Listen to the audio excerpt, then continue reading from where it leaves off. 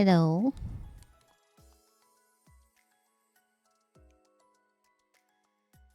Yes. Hello, guys.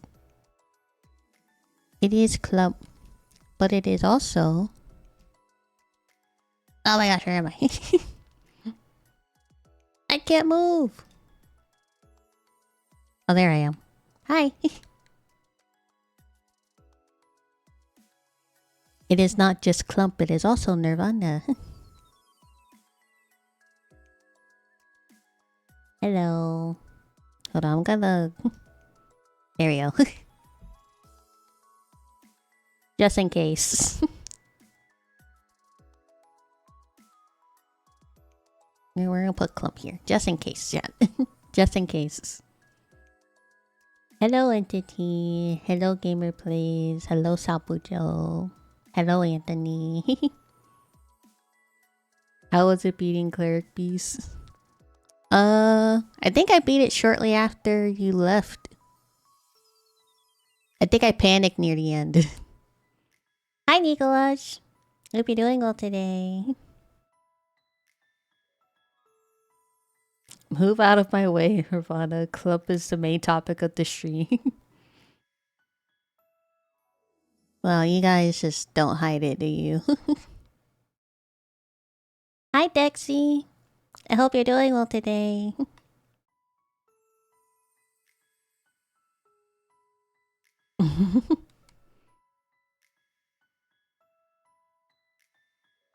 You panic at the end of every boss. I wish I had like a heart monitor thing. I wish I had like a heart monitor thing because at the end when I finally beat it, my heart was beating so fast.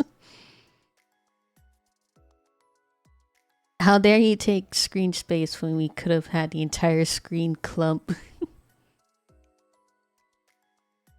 Sorry, my neurons activated when I saw pool stream. Well, I do have a swimsuit on, but you know, just in case. Twitch has been banning VTubers lately, so I'm just being a little extra careful, and Clump's helping me with that.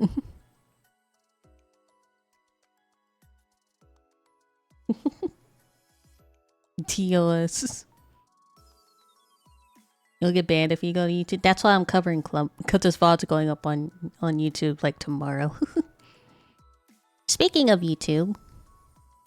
Speaking of YouTube. I'm gonna put out 2 ASMRs this week.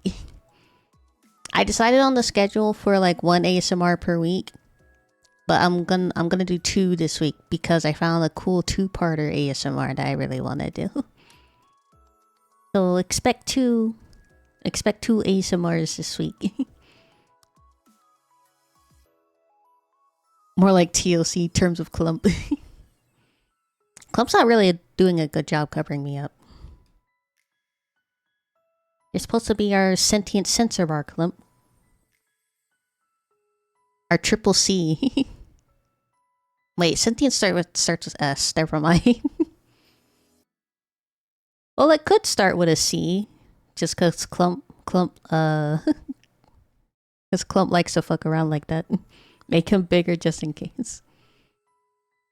Here. Better?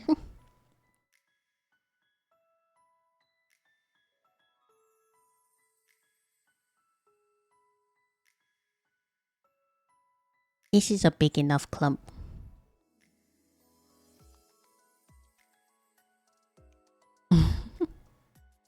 How you guys doing today on this Monday? I was gonna say on this lovely Monday, but I don't know if Mondays are all that lovely. What's the plan today? Honestly, I was gonna do some Room Factory, but also at the same time, I'm a bit tired because I just got out of class. It's a lecture class. So like, maybe I just want to chat today. You guys just want to hang out and chat? You guys can talk about random thoughts or topics that you had. Chill and chat. Hi, Magmo! Are you streaming, Magmo? Or did you already end your stream? I hope you're not here while you're streaming. You're bad host. Bad hosting. I would have rated you. Okay. So I guess you just ended. And then I started.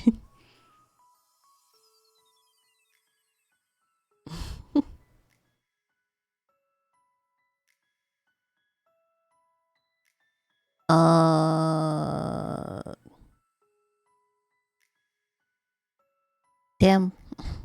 I had something on my mind, but I forgot. I'll try to remember.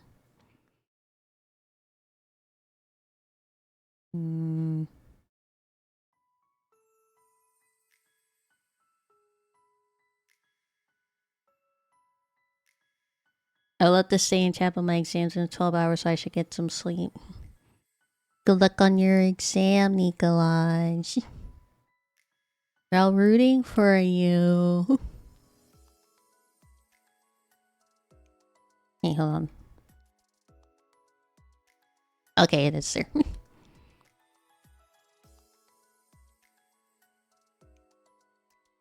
Best of luck.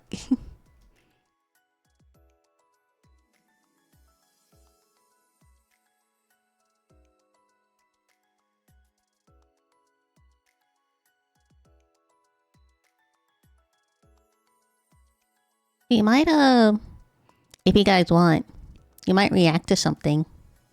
I have like a couple, like, videos to react to if you guys want. Ah!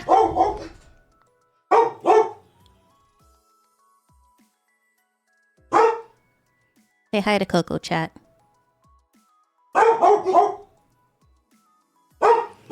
And DJ.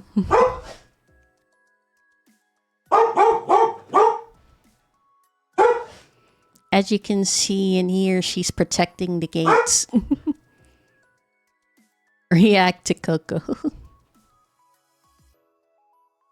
No, I would, but I'm pretty sure whatever videos I do have of Coco, I'm also in the video, so I would be...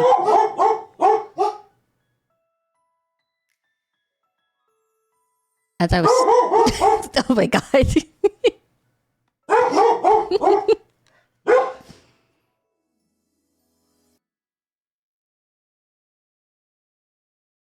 Can I talk now? Nope. Okay.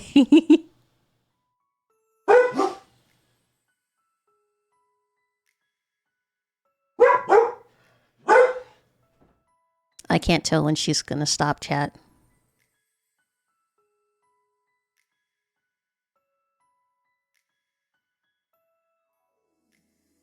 You done? You think she's done?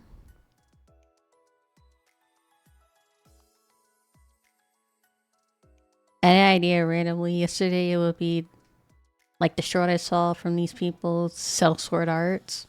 They were like, why do you have a machete by your door? And the other guy, for self-defense, the first guy, someone's going to get to the weapon before you do. And the other guy says, it's so I complete self-defense when the officer showed up. And in the video, he takes a long sword out, and I thought Vana was just... And I thought Vana just holding Clump and staring. Someone comes up to my house. They like knock on my door. And they're like...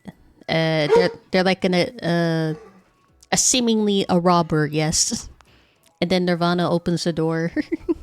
And the only thing that she has as self-defense is Clump, so she's just holding out Clump. Clump is the weapon.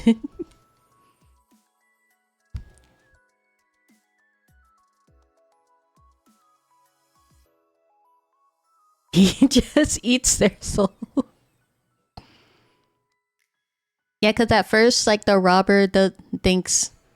Well, it's like a little bit flabbergasted and a bit like taken aback for a sec. And then that's the opportunity that Clump takes to eat their soul out of their living body. And then when he finishes eating their soul, they just plop to the ground.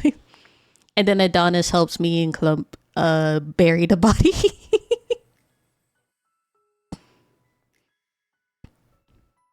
Fuck it, I ate the op. What if he also does like a thing where his tentacles like expand and like lengthen out, and then he just grabs the robber and he literally like Kirby eats him whole.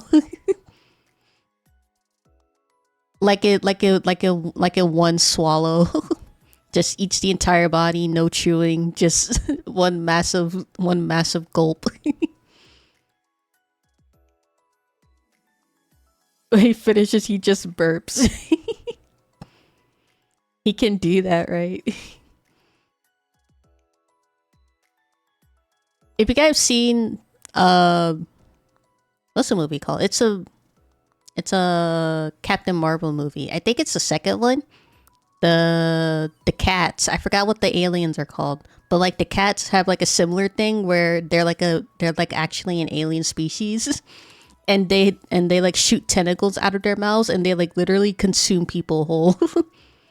And they have like an ever expanding a large stomach in their tiny little bodies. So that's what I imagine Clump, honestly. When you open the door and the robber sees Clump emote. You have Clump kind of doing that in his concept art? Yeah, I do. Hold on, let me...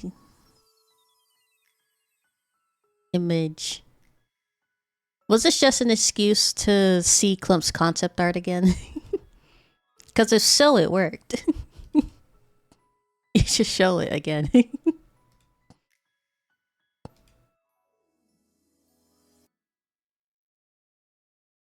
Oh, I need to make it smaller.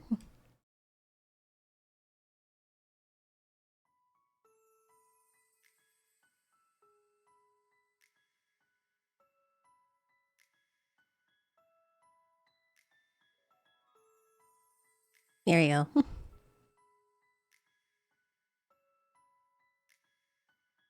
As you can see, in one of the concept arts, it's like the idea I said where his his tentacles just expand and get bigger to like eat whatever he wants. Our master plan has unfolded. You guys just want to see more Clump. He turned into a face hugger. I like how we just made Clump into like an amalgamation of a lot of different things. Like he's not just simply an eldritch creature that Nirvana has as a pet. He's like an eldritch dark lord and he consumes souls with his tentacles. And he has a gun named Emmy. And he wears a crown because he's a little royalty boy. And he's like a combination of a lot of different animals.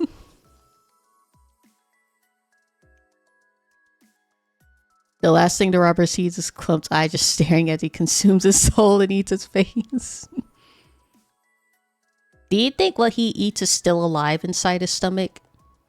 Cause like for Kirby, Kirby has like like his own little dimension in his stomach. Like they don't get digested, they just get transported into another dimension. Do you think that's what Clump has? I don't know why. That's the most fascinating thing to me about Kirby, and I just love referencing it or bringing it up. No, they just die. Because presumably, it's just like it's a dimension, but it's also in like a space, so there's no air or oxygen.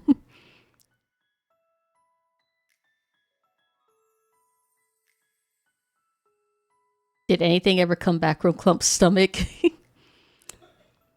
Well, Clump doesn't spit them out like Kirby does. Clump just keeps it.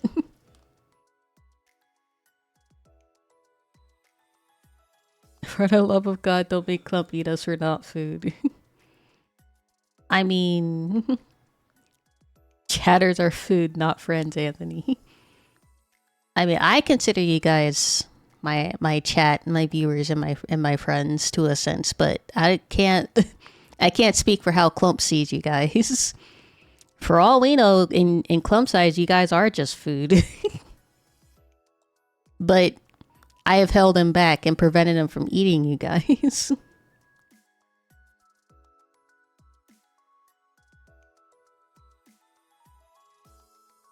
Relax, I always have the soul jar in hands. You feed him too much, Sabujo. You spoil him too much. You can't give him a soul jar every time he walks up to you like a baby and then does grabby hands and say Soulzy. Shoji, please. Shoji, Sabujo, please. You spoil him too much. The reason why he's so fat is because you overfeed him, Sabujo.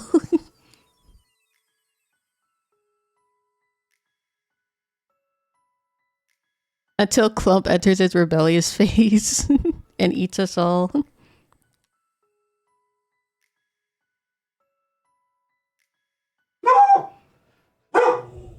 Fat Clump is best Clump. Oh, sorry, hold on. He's not fat, he's big boned. Actually, does he even have bones? I think he's big tentacle. That's more accurate because Clump's fur, under Clump's fur is just an amalgamation of tentacles. And we don't know where the eyes and the mouth are coming from, but it's just there. Thank you for the head pats. Plump. Plump. Fat Clump.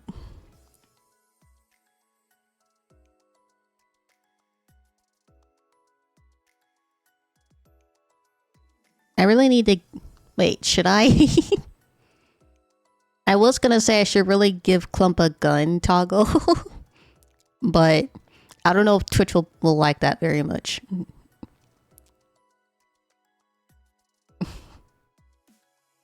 What if I made it like a obviously like cartoonish gun? Like a magical girl gun. I think he's like an inkling from Splatoon, only made of ink and cartilage. And the ink like transforms into like a purpley fluffy substance whenever he's in this form. Stop feeding him, chat. He's already fat enough. You guys are spoiling him.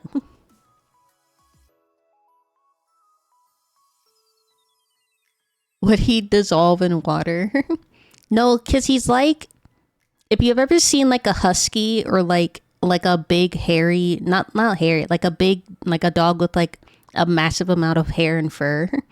If you drench him in water, he just reveals like a actually really skinny form under all the fur.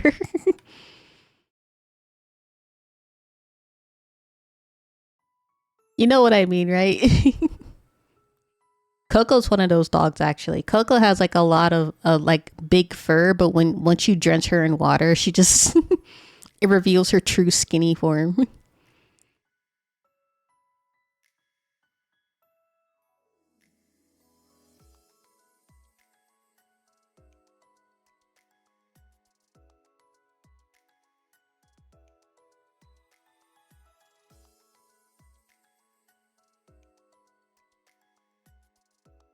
Now that I look at Clump,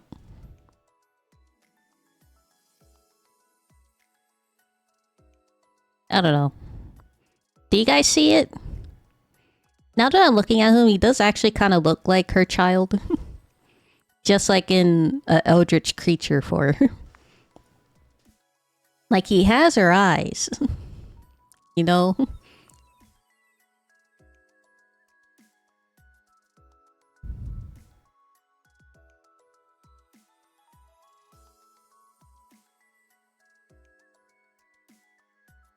I love how innocent he is, but he can just consume your soul.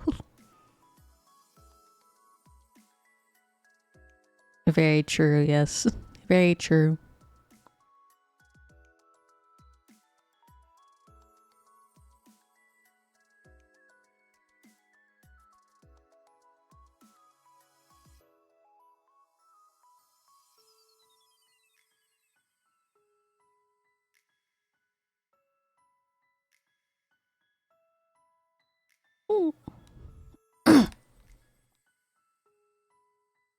No, I forgot what I was gonna say again. Damn it. Is he able to talk? He is. I don't have him on right now. I can turn him on though, if you guys want me to.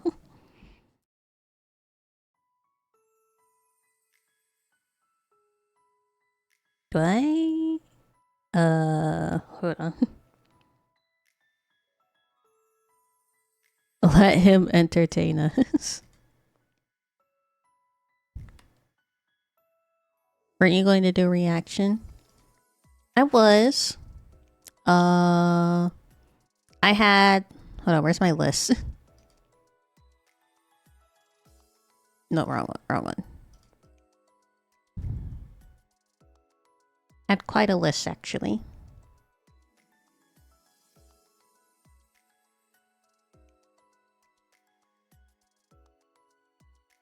Here, I'll show you guys the list.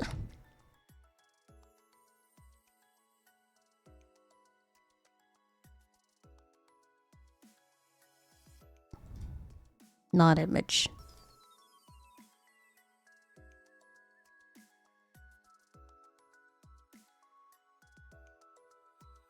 Oh, it's too big. So I have this list, right, chat? You guys cannot see it. I know. Here, let me... We're covering up the thing. You can't see that. Is that better?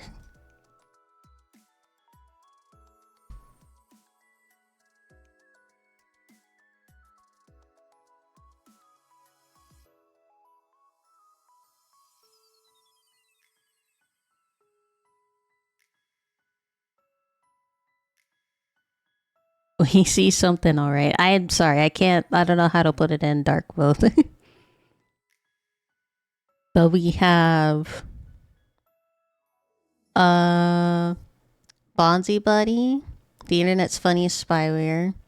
There was this video I've been meaning to watch. Parasocial relationships in East Asia look into obsession. This animated shorts one is the Legends of Evan Terrace? Something? You know, the Chuckles the Clown shorts. In all those shorts. Then we have Hikaru Nakamura when the mask flips. That's about like a serial killer, I think.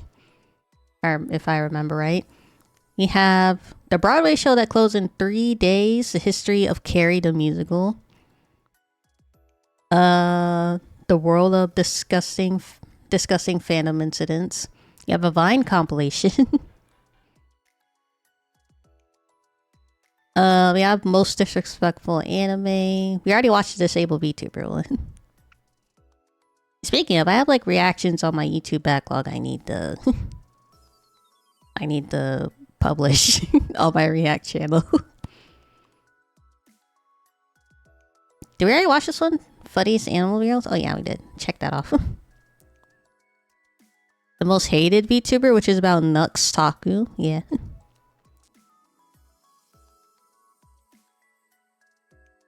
Serial killer ain't Hikaru that one chess guy? Is he? I don't know. Hold on. There we go. Invincible fans are the worst. A single mother VTuber that overcame everything. How legendary... Oh yeah, this is the Cinder one. But Rima also uploaded their own video. On the whole Cinder situation. And this is Japan's worst death sentence in history. And got some how it's actually made, ice cream and bacon. Got 14 unhinged VTuber clips. Or 14 minutes of unhinged VTuber clips. And then the Gaslight District pilot, which is a glitch show that I haven't watched yet. You know Glitch, Amazing Digital Circus, and that one robot one. And then there was also a video that Static Tokyo put out today that I haven't put on this list. But it's about... It was a whole thing about like a VTuber manager that got exposed like a while ago.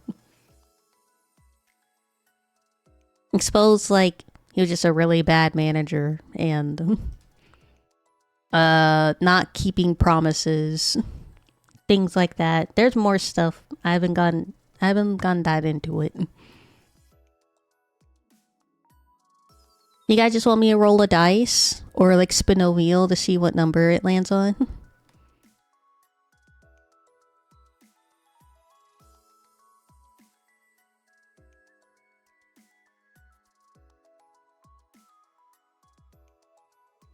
I used to roll the dice.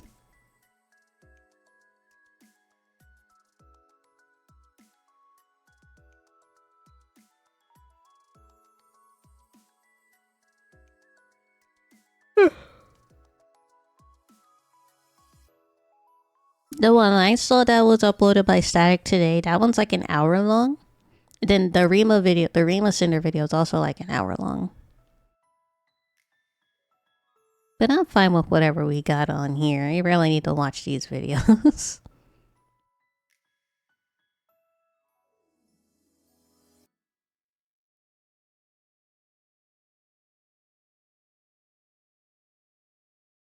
I feel the fear of my enemy's eyes.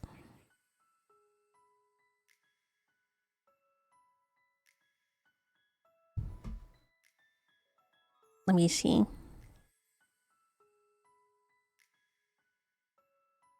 All I hear are screams.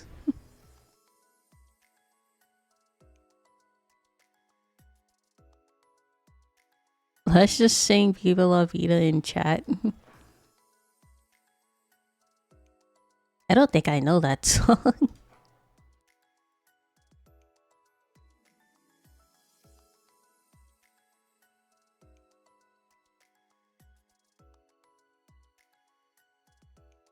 Listen as the crowd would sing.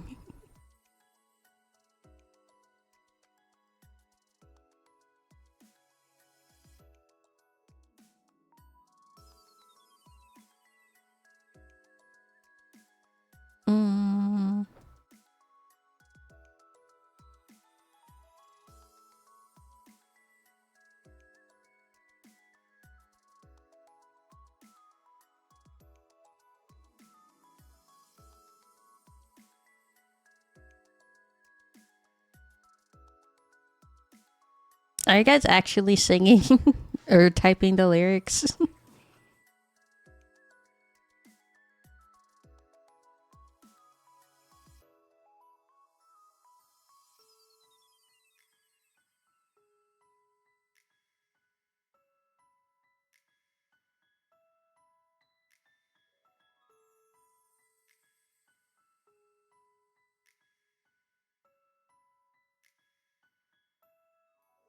All right.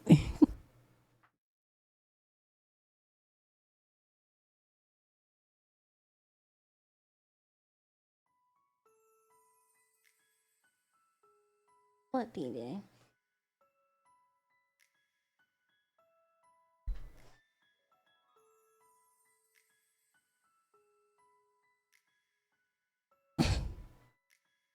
You guys are.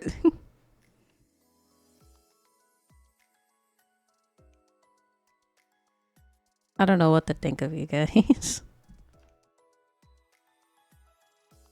You should listen to the song.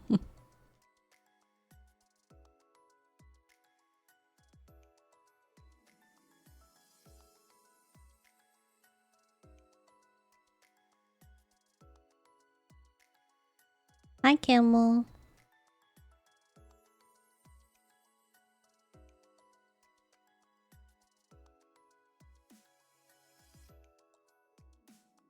And the thing about me and music chat, there's like, I don't really pay attention to like the names of songs, honestly. Especially like I pay attention to like game OSTs. Like I might not remember the name of the song, but if someone played like a recognizable game OST, I'd be able to like recognize it and say, hey, that's from fucking Mario, you know?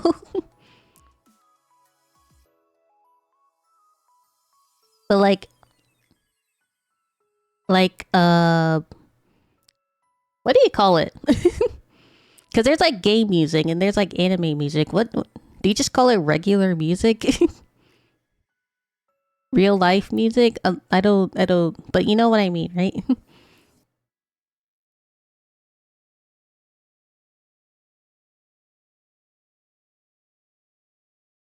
Like when it comes to like regular music, I don't really pay attention all that much. Like I might recognize songs, but I also might not be able to like name the artist or the title or anything. Unless it's one that I like actively listened to growing up and I know it, you know. But like I don't pay attention honestly that much. Like I will not be able to tell you like a single Taylor Swift song other than Shake It Off because it blew up that one year. You know Coldplay? I know the name Coldplay, but unless I like actively go listen to a Coldplay album or a Coldplay song, I won't be able to recognize the song as a Coldplay song.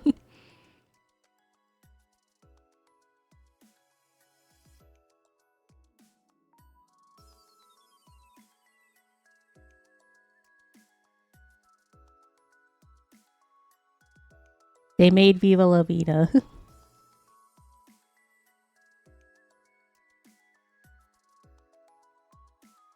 I don't know, Chad. I don't know. Here, let's listen to it.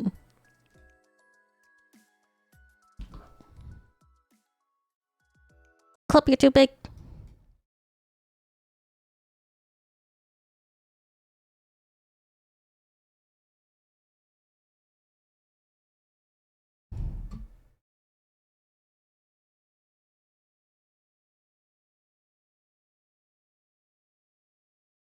As I'm telling you, I might have heard it before. But I just I either I'm not gonna really know what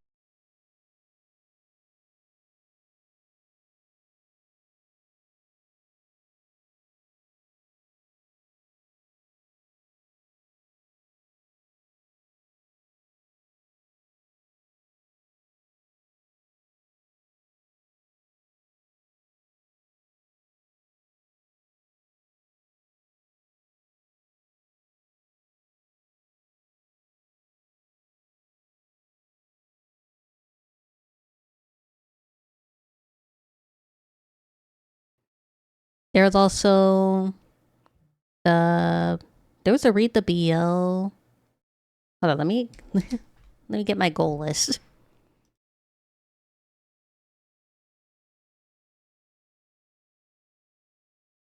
I can find it.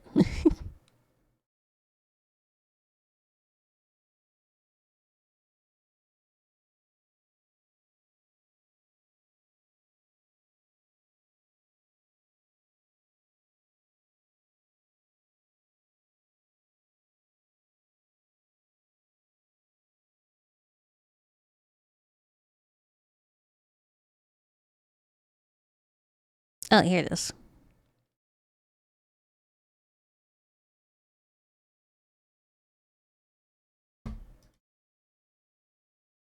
Um, yeah, we still need to do ASM. Well, we did ASMR stream. We still need a karaoke stream. I still need to start Hollow Knight. I did VTuber Smasher Paths. I need to read an entire BL. Oh, we need to do creepy pasta reading. We already did Rage Game and Spicy Ramen.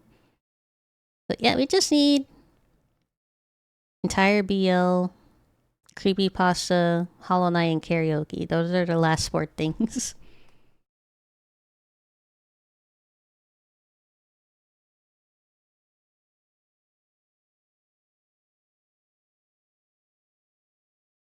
Creepy pasta reading will be nice. You want to do that?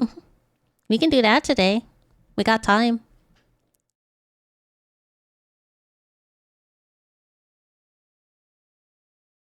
I don't remember where you read creepy pastas. Hold on.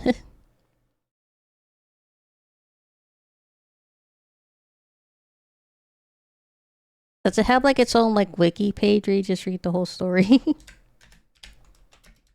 Creepypasta.com? Okay. It has its own website?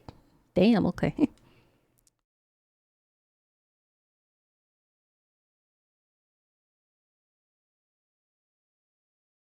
Are we reading a classic shitty one or a decent one? That depends on whether I want to be scared today. Because if I'm scared shitless today, I'm probably going to end stream shortly after.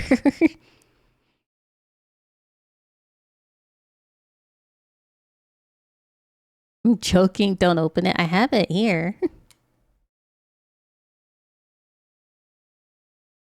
I was gonna read like a classic one, honestly. I was gonna read like Jeff the Killer or Ben Drowned or Slender Man, Smiley and Eyeless. What was the other one? There's like a clown one I remember. I think his name was Jack or something. It wasn't Jack the Ripper, it was Jack something. There's also a little girl one I remember.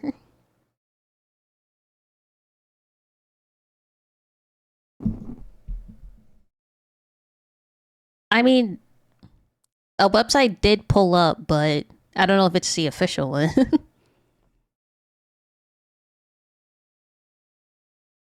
What was the link from Zelda? Ben Drowned. Chat. I used to. Keyword used to.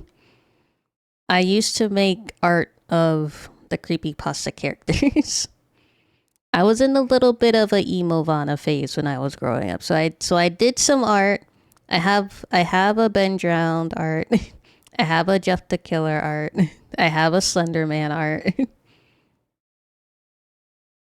I think I did 2 Jeffs. She used to roll. What does that mean? What does she used to roll the dice? What does that mean? Is that new? Is that a new meme that literally just started?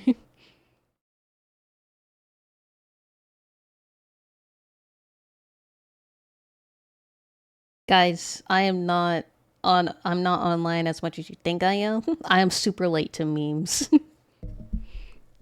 It's an old meme and it revived.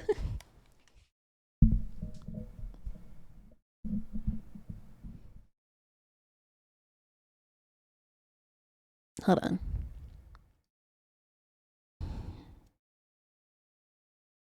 I know the gist of some of them. Jeff the Killer was just like a basic serial killer. He would like stalk his victims and then he would all of a sudden appear in their room and then stab them to death. Wait, didn't he have a brother? What's his brother's name? I forgot. He had a brother though. I remember that. The creepypasta had like a whole like fucking like Marvel universe. It's kind of crazy how expansive it was. Liu? Yeah.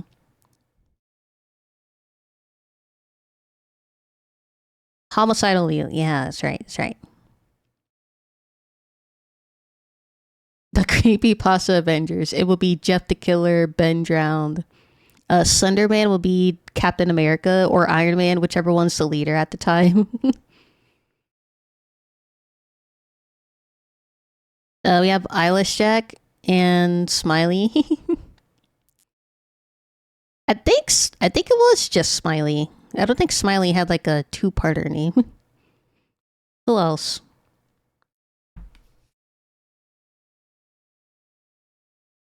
A good reaction video will be Pasha's rewriting of Jeff the Killer.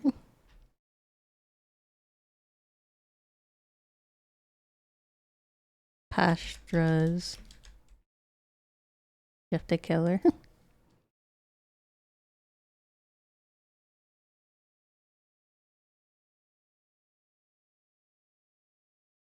At 2 hours. Damn.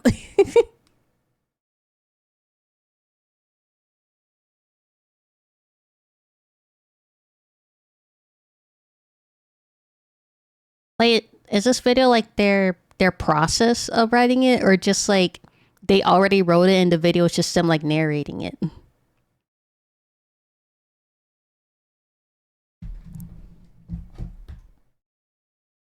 The story? Oh, yeah, we can watch it.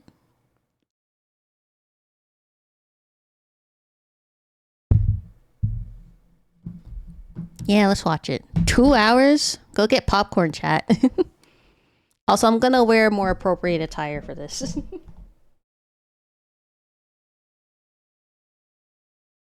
The clump isn't covering me the entire time. There we go.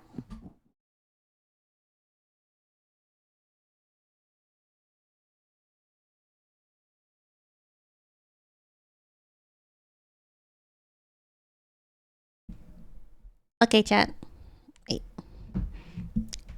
Chat, are you sick and tired of ponytail Vana? Because I want short hair with bows Vana today.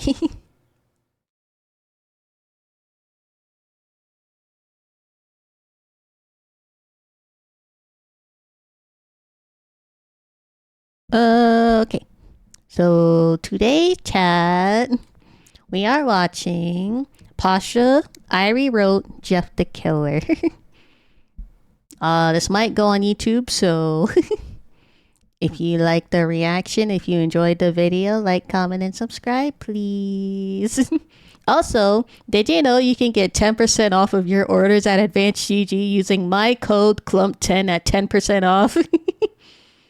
Just use my code Clump10 at for 10% off of your purchases at advancedgg.com. My referral link is in the description. I'm bad at plugging, chat.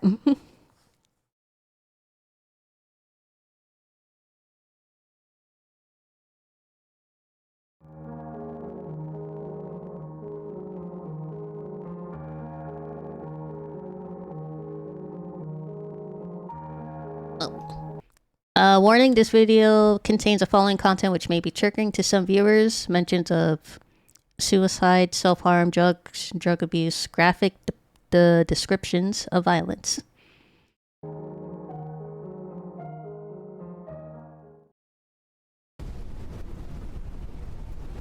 J. Douglas. Are the chapters the victims' names? Rain poured down on Carpenter's Landing relentlessly. It was one of the worst storms the town had seen in years, and it showed no signs of stopping.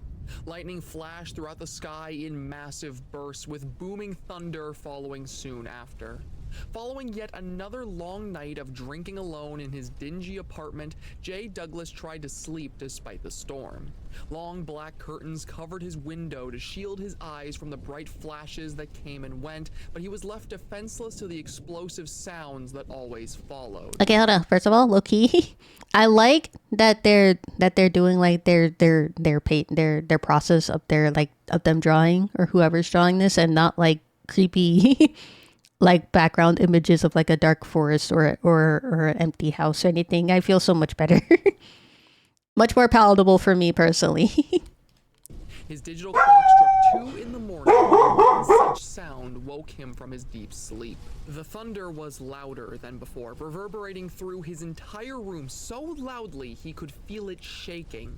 The sound startled him awake, shooting up from his bed and swinging around his arms in such a fashion that it knocked over an empty bottle that had sat on his nightstand next to him. It fell to the ground loudly, hitting first against the lamp that sat next to it and then rattling against the floorboards, aggravating the hangover he could already feel coming on. Fuck, he mumbled to himself as he put his hand in his forehead and stared at the clock next I don't to listen. him. The pain in his head came in. I don't typically consume scary media, chat. I very much would like to avoid any horror content in general, honestly. But I'm okay with it in like doses every now and then, just not like constantly. In short, stinging bursts. It felt like at any moment it might split open. As his hand touched his forehead, he could also feel the cold sweat that had collected there. That was when he felt the draft. He slowly looked around his room, trying to identify the source of the mild breeze that brushed across his body. The window remained closed, the black curtain over it maintaining its stillness. The old dusty fan he kept in the far right corner of his room was turned off, just as he left it. He jumped suddenly at the sight of a dark silhouette in the corner of his room. Quickly, he turned his body over on its side, turning on the lamp next to him. It illuminated the room in an instant, revealing the shadow to be nothing more than the pile of dirty laundry he had let sit there for well over a week. God damn it, he said to himself. letting out a weak, sarcastic chuckle as There he you go. continued to observe his Echo chat. surroundings. The lamp helped him identify the origin of the breeze, with his sights finally locking on the left side of his room.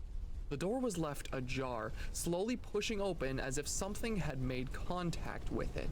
That was odd. Jay lived alone, and he could have sworn that he closed the door behind him when he got home from work that night. He threw the thin blankets he was covering himself with off his bed, getting up to investigate. He nearly tripped over the bottle left on the floor as he made his way towards the door, cursing to himself as he struggled to regain balance. As he made his way to the door, he grabbed a hold of it to stop its movement, peering out into the darkness of his apartment to see what could have caused it to be left open. He turned to the left, being greeted only by the darkness of the hallway before him, then to the right, staring into his living room. That was when he noticed something else that seemed off. The window to his living room was left wide open, allowing the rain to pour in all over his furniture. The wind pushed around more bottles left on the floor, being heard clinking together faintly. Jay opened the door fully and made his way out of the room, stopping for a moment to lean against the wall and once again grab at his forehead.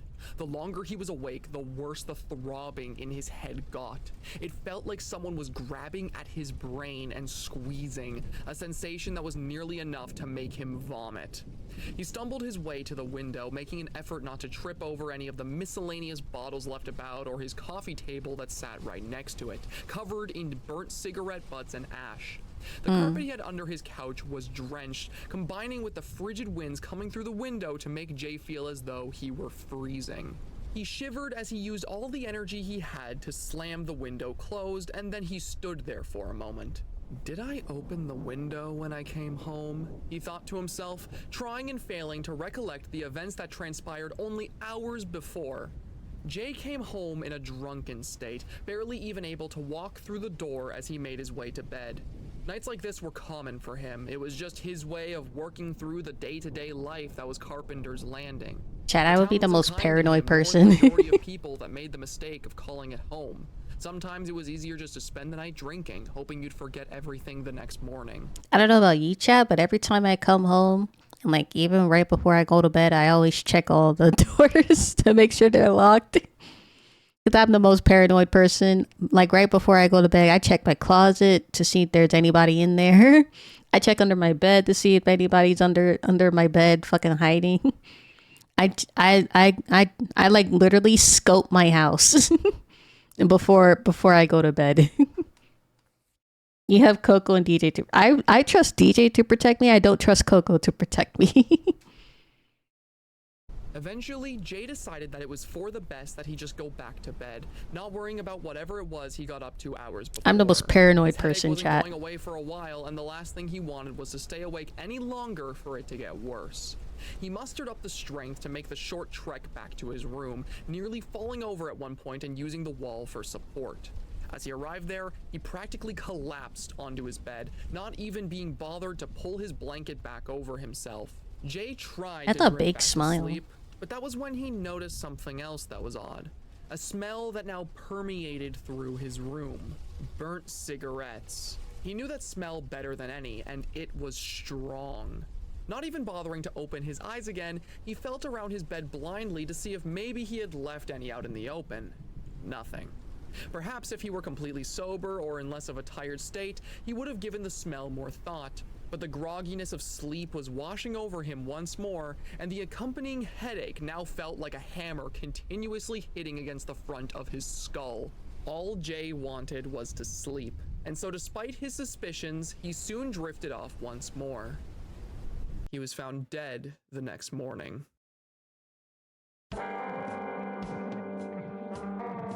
Okay, damn. He works fast. The storm from the night prior persisted into the early hours of the morning when Samuel Morgan got the call. Hi, Another Zio. victim of the ghost stalker found dead in his apartment on Cable Crescent. He was barely awake, shaking off the grogginess as he assured his partner over the phone that he would be there soon. He slowly shuffled his way out of bed, making an effort not to wake his wife, who was still fast asleep. I hope you had a Samuel good made his way stream. to I the saw you were washroom, streaming. inspecting himself in the mirror to see We're if he was watching. presentable.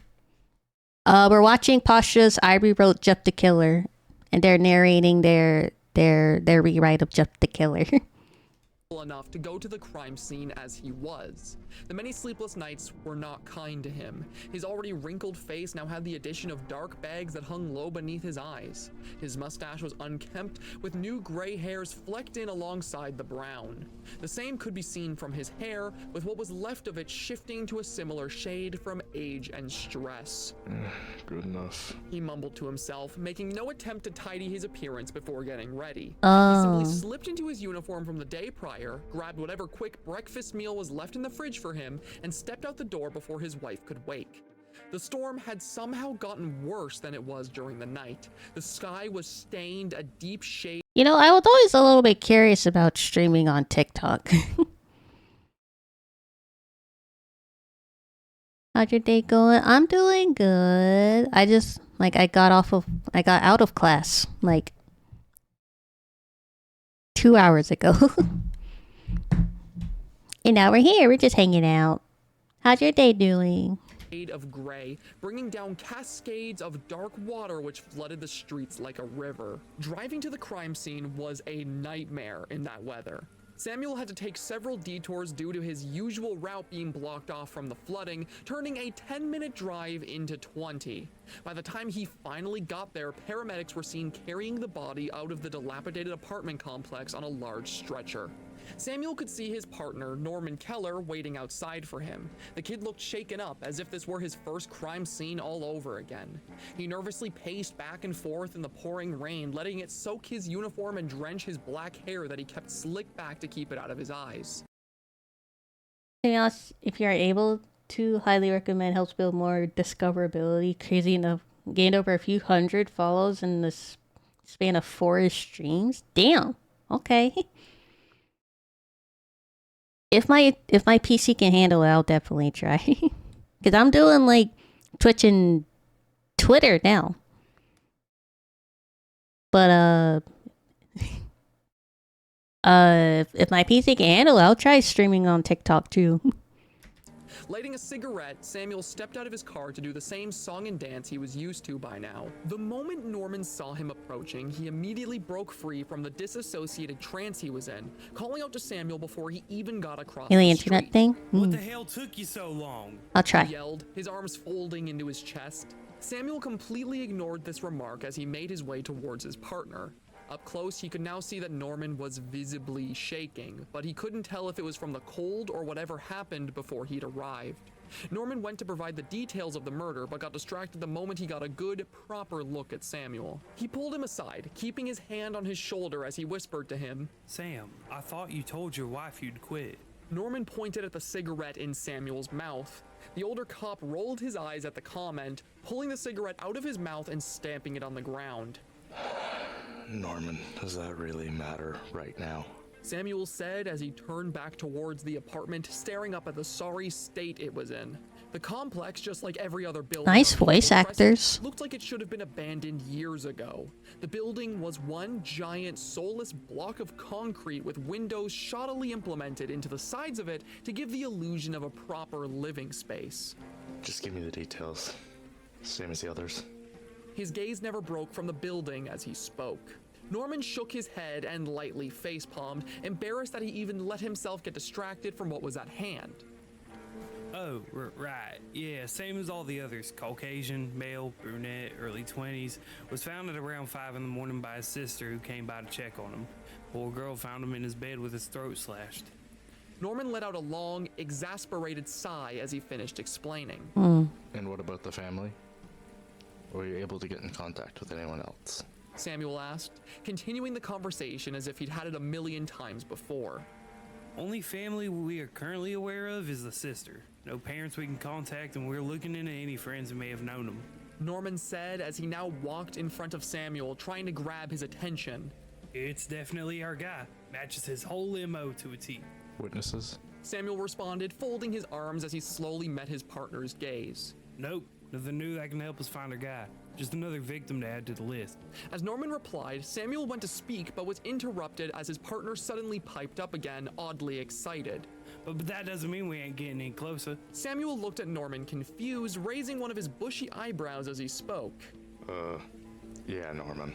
That is exactly what that means. He said sarcastically. Norman immediately continued, not letting Samuel's snide remarks stop him. No, you don't get what I mean. See, last night after you went home, I started doing a bit of detective work myself. And after a couple hours of digging into some old reports and talking to some people, I think we might be able to figure out who our guy is. Samuel was surprised by the sudden conviction of his usually immature partner, but also took what he was saying with a grain of salt. Norman was, by all intents and purposes, still a rookie. He made reckless decisions that Samuel usually had to clean up after, so hearing this didn't inspire the awe that Norman had hoped. He tilted his head, waiting for Norman to continue. Now, I can tell from your expression that you're skeptical, but trust me, I got something good here. Last night after you left, I got a call from someone claiming Is they had a Pasha run-in doing the with art? guy. As Norman That's explained really his good. process, he began to pace around in the rain like before. I talked to them about it, and the account they gave me sounded oddly familiar. Like I'd heard the story before. Please get on with it. Samuel grumbled as he rubbed his hands against his head. I was going to. You can't rush me here. Norman responded, raising his voice slightly and moving his hand in an exaggerated fashion. It took him a moment to regain his train of thought before he could continue. Anyways, I realized after talking to the guy why it sounded so familiar. A couple of guys a few months back reported some really similar encounters, and what do you know? When I decided to do a Looks like his background art check, style. all of these guys had the same description as our killer's victims: Caucasian, male, brunette, early 20s. As he finished explaining, he stopped in his tracks completely, holding his arms in grandiose fashion, waiting for his partner's approval. Samuel did see the merit in Norman's research, but also couldn't help but find himself questioning it. Interesting.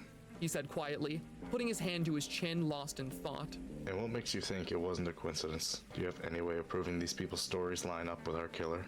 No, Norman said with an odd amount of confidence. and that, my friend, is why I asked them all to come to the station today. You what? Samuel asked, now more confused than ever. Why would you even ask these people to come to the station with no proof they're even involved in this? You're working on a hunch. As he spoke, Samuel sounded more and more exhausted with Norman's reckless actions, now rubbing his hands against his head as Typical if to rookie fight off a detective. Sam, buddy, look, here's how I see it. He's Right now, overconfident. Hunch is the best thing we have to work with. We've got a maniac on the loose and not a single lead as to who he could be. I figured that we could give this a shot. Let these people tell their stories, see if what they describe lines up with our guy, and if so, that might give us the info we need. Norman explained, waving his hands in all different directions as he spoke. There was a long pause as Samuel considered what his partner was saying. He ultimately let out a long sigh as he agreed to play along. Fine. We'll go to the station and see what they can tell us. But Norman, this better not waste our time. It won't be, trust me, I got a good feeling about this. Norman cut off Samuel, already heading back to his car.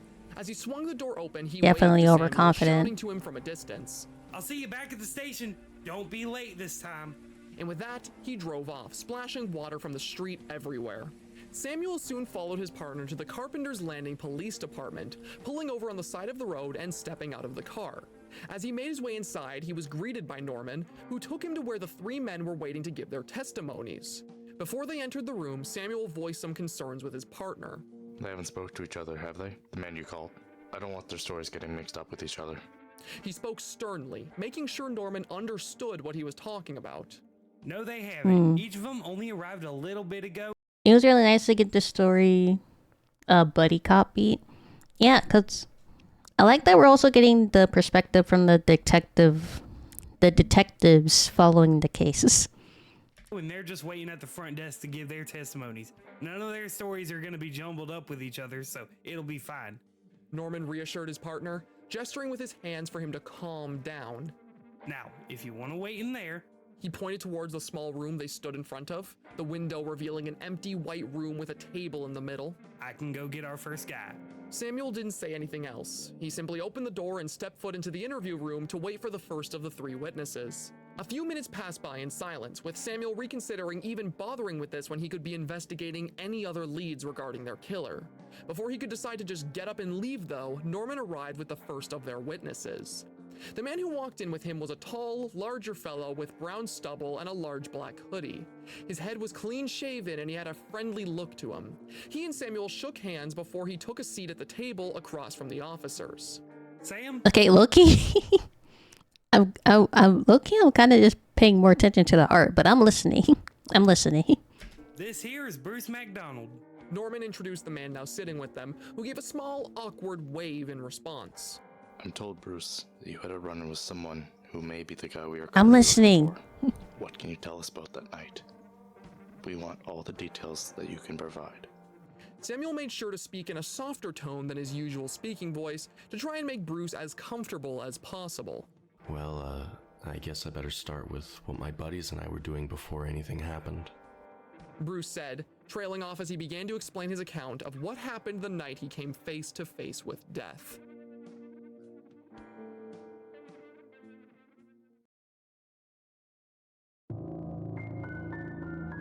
Bruce is a survivor.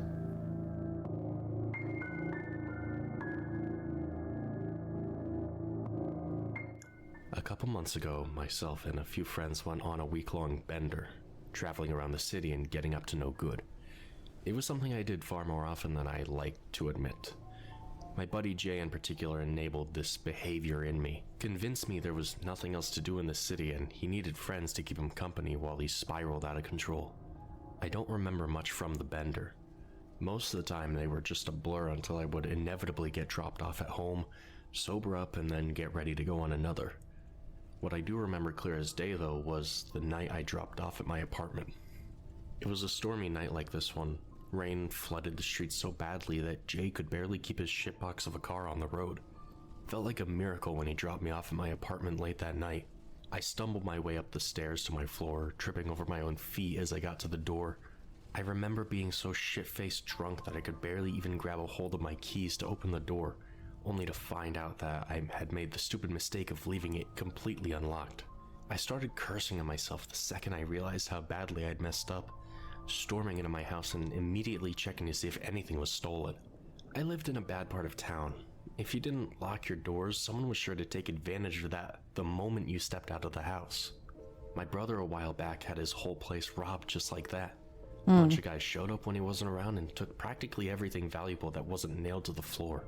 I remember I looked my whole apartment up and down, checking for anything that could have been taken. I looked through my drawers, opened every closet. Hell, I even looked through my fridge to make sure they didn't take any food. Maybe it was because I was so intoxicated at the time, everything was kind of a blur. But I remember being shocked to find that, to my knowledge, nothing was stolen. Maybe it was because I didn't have anything worth stealing. Maybe it was because I was just lucky, but either way the panic slowly faded from my system, and all I could think about after was food. I wanted to sober up at least a little bit before I headed to bed that night.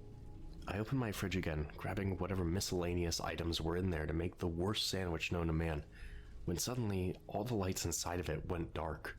I knew exactly what that meant, going over to the main light switch to my apartment and flicking it up and down.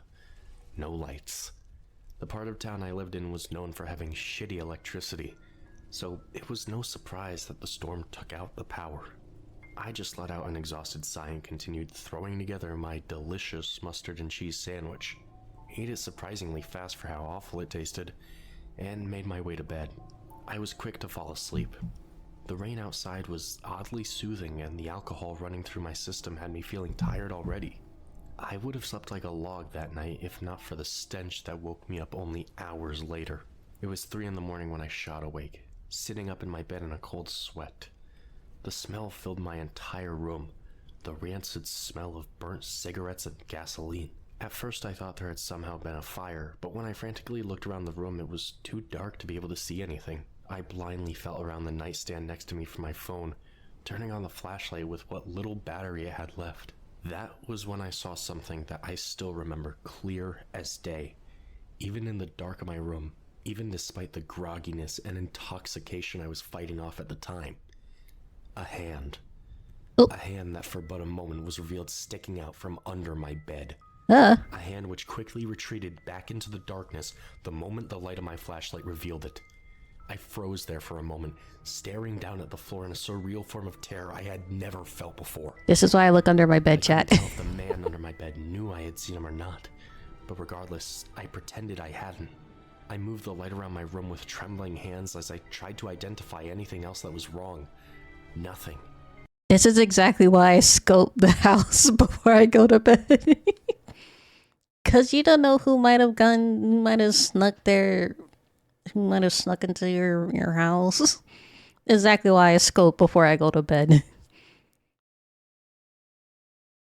Gotta make sure good old Jeff isn't there. Not just Jeff, like just anybody.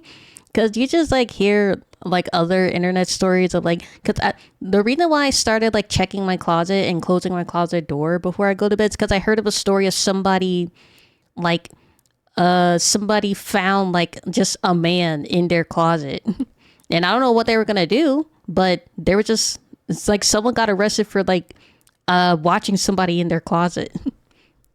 That it just started a habit. The smell was coming from him. It had to be. I tried my hardest to think of what to do in the situation. I had to get out of that room, but I didn't want the intruder to know I was aware of his presence. Best I could think to do was play it off like I had woken up needing to use the washroom. I slowly shuffled my way to the foot of my bed, letting out a fake, tired yawn, and spoke under my breath something along the lines of, "Man, I gotta piss." I then tried to stand up and make my way towards the door, using my phone's flashlight to ensure I didn't trip over anything in the dark. As I grabbed onto the doorknob, carefully turning it so as to not look as though I was in a rush, I heard something that made my blood run cold. The sound of shuffling behind me, and a raspy, whispering voice that spoke to me from under my bed. "Where are you going?" he said to me, as I quickly turned around with the flashlight to reveal the source of the sound. The man was now climbing out from under my bed, struggling to pull himself out as his eyes locked onto mine. In that moment, I could make out all the ghastly details of his face. He was pale as a ghost. His skin looked like rough leather, and a disgusting, unnatural smile crept across his face all the way up to his eyes. Okay, first of all, Jeff, you are a terrible killer. If you literally, like, his hand getting caught in the flashlight's like one thing, like a little serial killer mistake, sure, but don't make yourself known. Saying "where are you going" and then actively getting out from under the bed. Oh my goodness, he's terrible, chat. It looked so painful, almost like his true smile stopped at a certain point and roughly transitioned into large, infected wounds that held the shape of it. His eyes were no better, wide and bloodshot with dark black rings stained around them. Hair clung to his head in patches, with what was there being long, black, greasy strands that went Is that supposed to down be to his blood or shoulders. rips in As he his struggled to pull thing? himself out from under my bed, I could see what he was wearing. A filthy white. Mental note: Nirvana knows how to be a serial killer. He like blew his cover. He blew his cover, chat. He blew it. Like, I would have I probably would have like crept out from under the bed too, but I wouldn't say "where are you going." I wouldn't like do it slowly. I'd like just immediately jump out, you know? A hoodie covered in what looked like 'Cause dirt and dried. That's your victim, bro. My phone battery died mere seconds after revealing. We my understand why Magwell Getting got the scared. only brief glance at him before I was left to fend for myself in complete and total darkness. My fight or flight response kicked in. I let out a horrible scream, throwing my door open and sprinting through my apartment as fast as my weak legs could take me. I ran into my living room, tripping over the side of my couch and falling to the floor in the pitch black darkness. I think it's supposed to be blood. Now that I'm looking at it. For a moment, trying to regain my composure. I feel like it is sound of rips in wet the hoodie. Footsteps closing in behind me. That gave me enough adrenaline to get back up, booking it for the door and slamming it closed behind me. I remember running down the halls of my apartment, slamming on the doors of my neighbors and screaming for help. Eventually, one of them opened their door, a guy about my age who tried to calm me down. He asked what was wrong, and I told him that someone had broken into my home. His face went pale and he beckoned me inside, pulling out his cell phone to call the police. It wasn't long before officers arrived and searched the entire premises. They couldn't find any intruders. It seemed like the man had slipped out in the time it took for them to get there. They asked me a couple questions, finding empty beer bottles and tobacco around my house. I assured them that he was there and that I had no idea who he was. After that night, I was paranoid. I never left the house and kept everything locked at all times.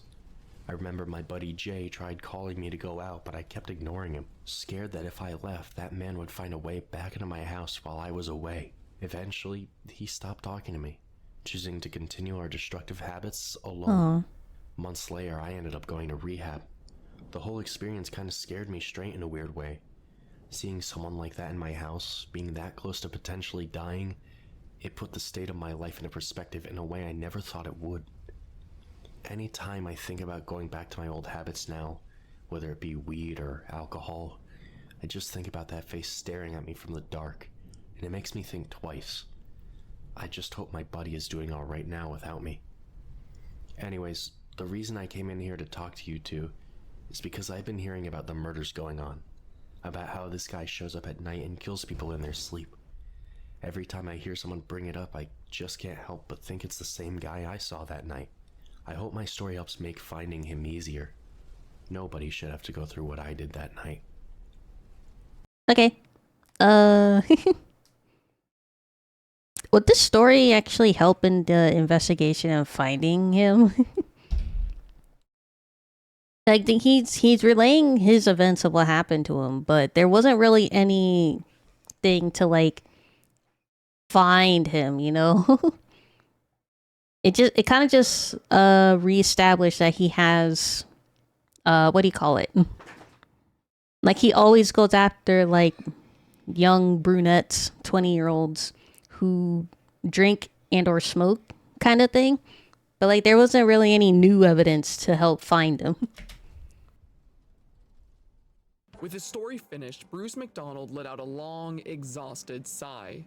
Samuel could see a great deal of relief all over the man's face, and for a moment he broke from his tough cop demeanor to give him a soft smile. Norman looked over at Samuel with concern, his eyes wide since the mention of who the two assumed to be Jay Douglas. Samuel met his partner's gaze knowingly, quietly shaking his head and hoping that Norman would get the hint. Yeah, they have a not to tell the description, man in front but of not them how to what find them happened now. to his friend. Thank you, Bruce. Samuel said with a light nod. Your story helps us a lot with this investigation. And don't worry, we promise that this man will be caught. Bruce gave Samuel the same soft smile as Norman stood to escort him out of the room. As Bruce made his way down the hall, he passed someone who appeared to be making their way to the same room he was interviewed. A smaller individual with a skinnier build and dark bags under their eyes. Their brown hair was cut short and they wore a worn-out t-shirt and jeans. As the two passed one another, Bruce gave a small wave to the stranger. They simply passed him by with no regard and walked into the interview room to give their testimony.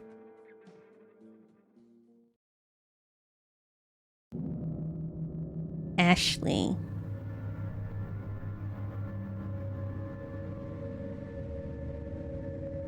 You name boys Ashley?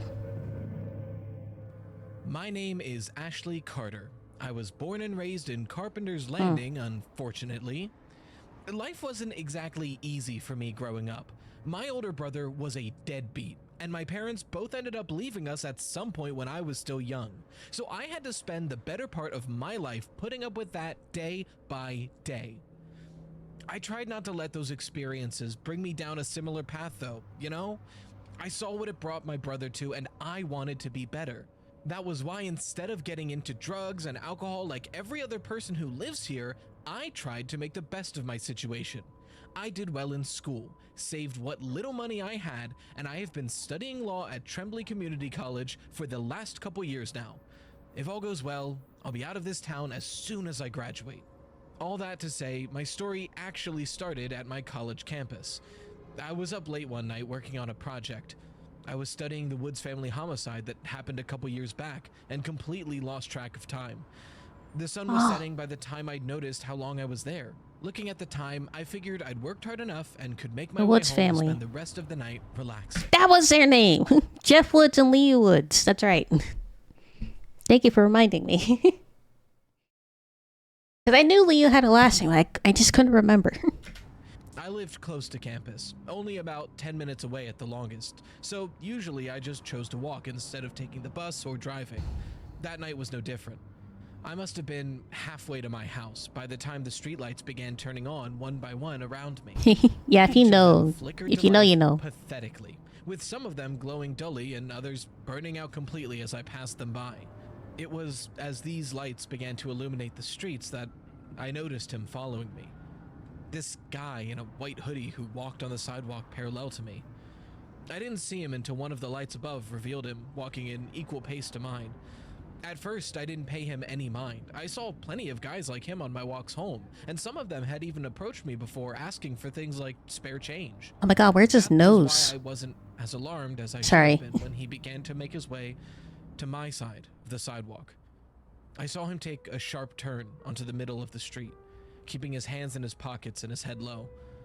With the closer look I now had at the guy, I could see he was also wearing a white medical mask over his face that concealed most of his features. I was a bit worried by his quick approach, but rather than running or Like, doesn't he at least have like nose holes? He's Jeff the Killer. He doesn't need a nose. Does he have at least like nose holes or something? Like, how does he breathe? Is he just a mouth breather? making a scene, I simply called out to him. "Hey, can I help you, man?" I shouted. The words caused him to freeze up completely, like a deer in headlights. He stood there in the middle of the street for a few seconds until Breathes through slowly his tilting ears. his head up to meet my gaze. His eyes were wide and bloodshot. I couldn't tell if he looked You have tired a lot or of mouth to completely be a mouth insane. breather. The moment we made eye contact, Okay, chat. we have to pay attention to his testimony. Sorry. I got us on a whole like nose tangent. I'm sorry. his demeanor shifted into something completely different.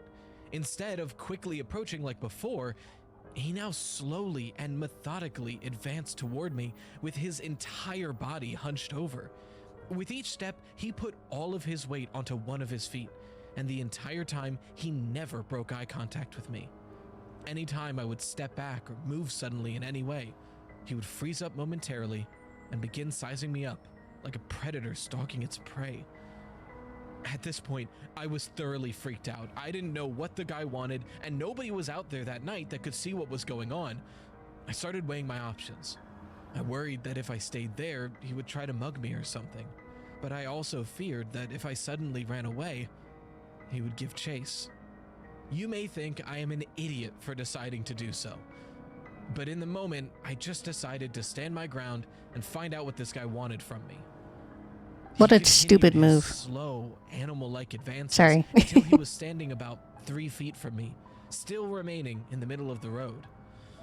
With how close he was, I could catch the scent of something burnt coming off of him, like scorched hair and oil. It was foul and almost made me gag. I tried stepping back from him, folding my arms and trying to keep my distance. He stared at me like a curious child, tilting his head and eyeing me up with those wide, bloodshot eyes. There are times where you stand your ground and there are times where you just fucking run, you know? If you're face to face with presumably a serial killer, I think that might be like the time to fucking run and the absolute worst time to stand your ground. I went to speak to him again, but he cut me off. Fight or flight. Fight or flight does not come into when you're face to face with a serial killer. When you're faced with a serial killer, you fucking run. No questions asked, okay? Better to run and live than fight and die, right? Off as he spoke in a low, raspy whisper. I finally found you. He murmured. There was this shaky excitement in his tone that freaked me out even more than I already was. What are you talking about? I don't know you, man, I responded, taking another step away from him. I had never seen this guy in my entire life. To this day, I have no idea what he was talking about, but he persisted and seemed almost offended by what I'd said to him. Yes, you do. How could you not recognize me? Is it because of the mask? He continued to whisper, his voice trembling. As he spoke, he pulled one of his dirty hands from his pocket and removed the medical mask covering his face. I gagged at the sight of him. His face was pale and covered in thick, yellow blisters that went along his cheeks and mouth, which was contorted into an uncomfortable red smile. Yellow, crooked teeth lined his sore-ridden mouth, and I could see bits of blood running from his gums all the way down to his lip and chin. He had long, black, greasy hair which ran down to his shoulders and partially over his face, now obscuring his large, bloodshot eyes. He looked like someone had splashed his face with acid. When he saw my visceral reaction to his face, that bloody smile of his somehow grew wider, now stretching ear to ear. It looked so painful. I continued to walk backwards, raising my hands in front of me to keep the distance between us. I could barely speak when I choked the words, "Stay back," out of my mouth. He let out this small, childish giggle, as if he enjoyed every second of our encounter. Oh, come on now. That's no way to look at your brother. What would Mom and Dad think? He asked me, his voice now raising as he began advancing towards me again with that same hunched posture. I had no idea what he was talking about. This man was not my brother. I had never seen him before. Before I had time to question him about this, though, he pulled his other hand from his sweater pocket, revealing a used hunting knife that was covered in dried, crusty blood. He raised it toward me, tilting his head with that same childlike demeanor he'd previously shown. But before he could Yeah, swing bro, out, run. he turned and ran down the street faster than Finally. I had ever run in my life. Finally, you did something I smart. could hear him give chase behind me, gaining on me as I bolted down the road. I screamed for help, but nobody came, just as I'd feared. I was alone out there while that maniac hunted me down. The one thing that kept me going, aside from the adrenaline pumping through my veins, was the promise that I could get to my house if I just kept running. It was close by. I knew the route, and it was only a couple of minutes away when walking. If I just kept going at the pace I was, I would make it before he caught up to me. I continued to run, never once looking behind me. My throat burned with a searing pain. I could feel my legs giving way, but I kept going until I arrived at my house. As I made my way up the steps of the front porch, I swung the door open, turning to look behind me, only to see nothing. He was completely gone. That didn't stop me from running into my house, slamming the door behind me and locking it as quickly as I could. Not long after, I called the police and reported the entire thing. I was told that they would look for the man who attacked me, but it didn't seem like anything had come from it. Don't get to the house, get to a police station or something that will be guarded with police or something. You could go to a police station or you could just go to a highly populated area. Though, I think he said it was at night, so there's not a lot of highly populated areas. So the next best option at night would be a police station. I never did see him again, but I have spent every single night after fearing that I will. I refuse to stay on campus during those late hours anymore, only ever leaving the community buses where I know large groups of people will be gathered. At night, I never feel safe anymore. Any small sound I may hear makes me jump out of my own skin. And I always see that hideous face staring back at me when I close my eyes to sleep at night.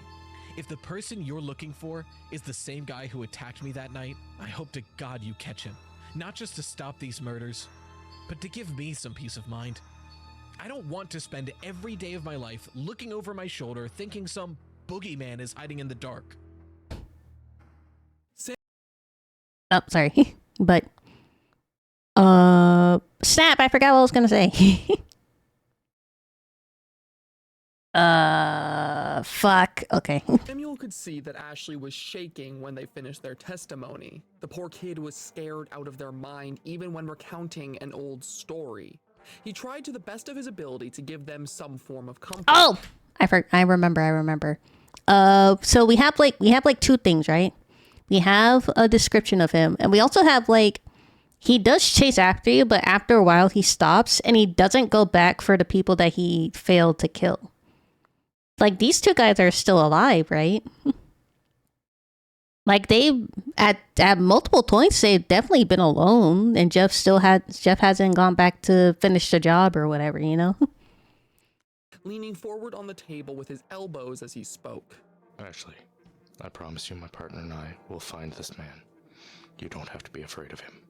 I'll make sure of it. He said solemnly. Ashley seemed to calm down upon hearing those words. The shaking stopped and they took a long, deep breath. Thank you. Was all Ashley said in response as they pushed their chair out and left the room before Norman could even see them out. Ashley left the police department soon after, going out to the front desk just as the next witness stood from his chair. The man was tall and built. He had long, fluffy brown hair and very distinguished, chiseled features. As Ashley tried to pass him by, the man spoke to them. You saw him too, right? He said, grabbing Ashley's attention. Ashley turned to the man, staring up at him and meeting his eyes. Despite how large the man was, when Ashley looked into his eyes, they saw the same fear they'd felt and knew.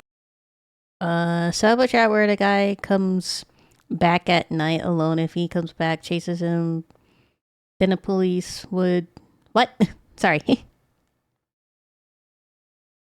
The police would catch him because he used him. Yeah, but he hasn't reappeared to the people he's already tried to hunt.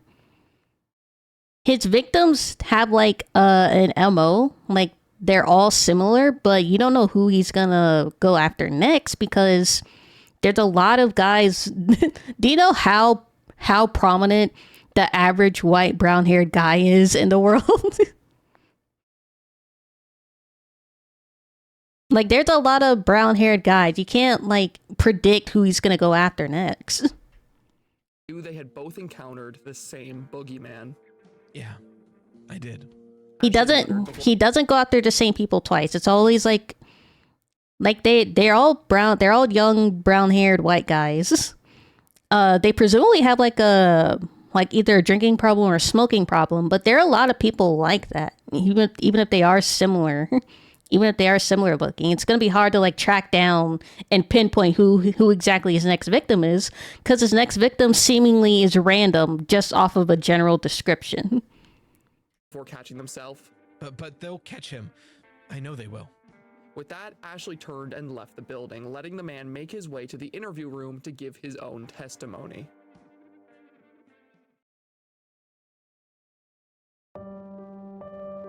Jonathan West.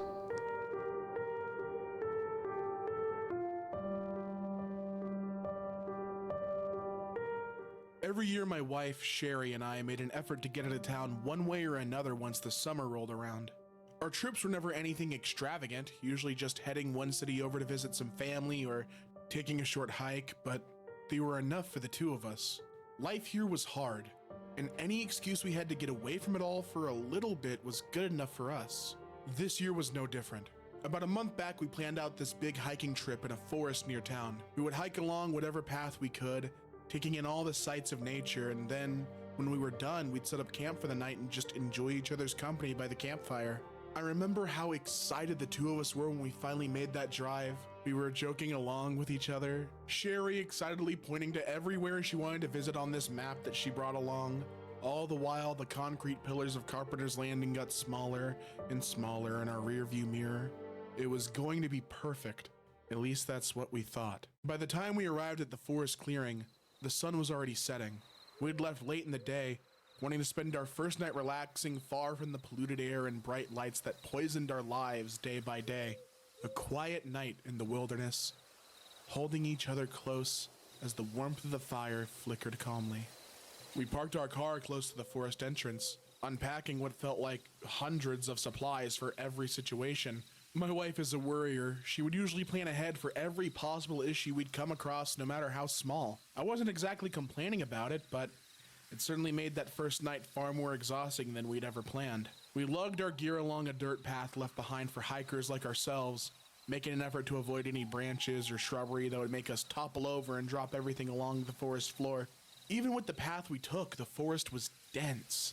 Large oak trees surrounded us every corner, with shrubs and other plant life huddled beneath them, making the forest a nightmare to navigate without a map on hand. Combine that with the darkness that was quickly overtaking the woods, we could barely make out where we were going. Only reason we found the clearing we were looking for was because Sherry lit the way with this large flashlight she brought, making sure to guide me as I did most of the heavy lifting with our gear.